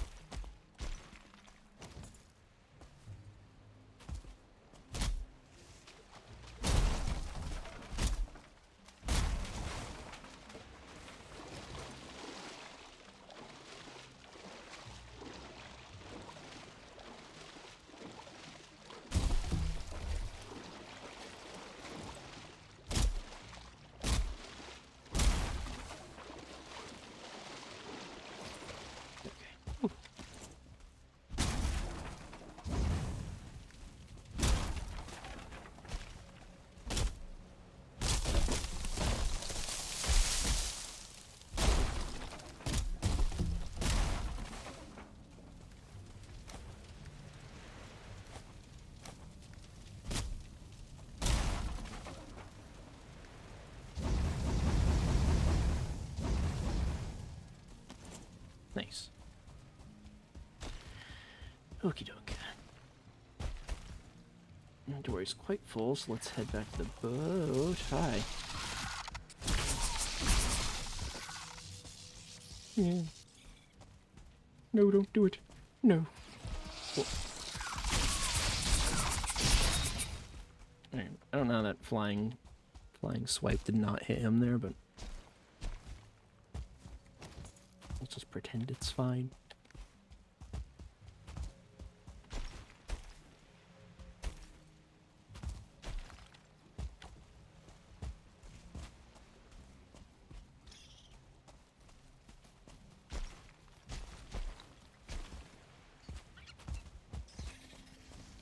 Oh shit, I got 2 fucking boat guards now. Hell yeah. Got the boys out here.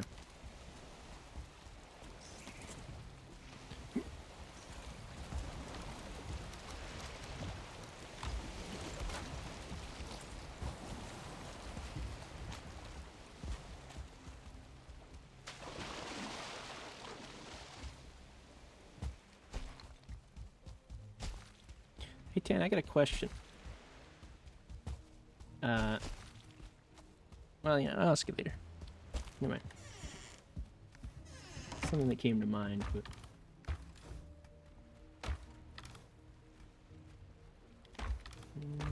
let's see. Do have more of those. Nice. Alright. I think for now, actually, I'm gonna go ahead and wrap up. I've actually got some food waiting on me now. So I'm gonna run and go grab that, eat, and then... I'm intending to be back later. I don't know if it'll be on Valheim or if it's going to be on Satisfactory or something else, but we'll see. Ask you, I will, at some point. Later. But yeah, I'm going to go and wrap up. Thank you guys so much for watching. Tan, appreciate you stopping by. Viewbot, appreciate you as well. I know you're already in bed, but, you know, can never have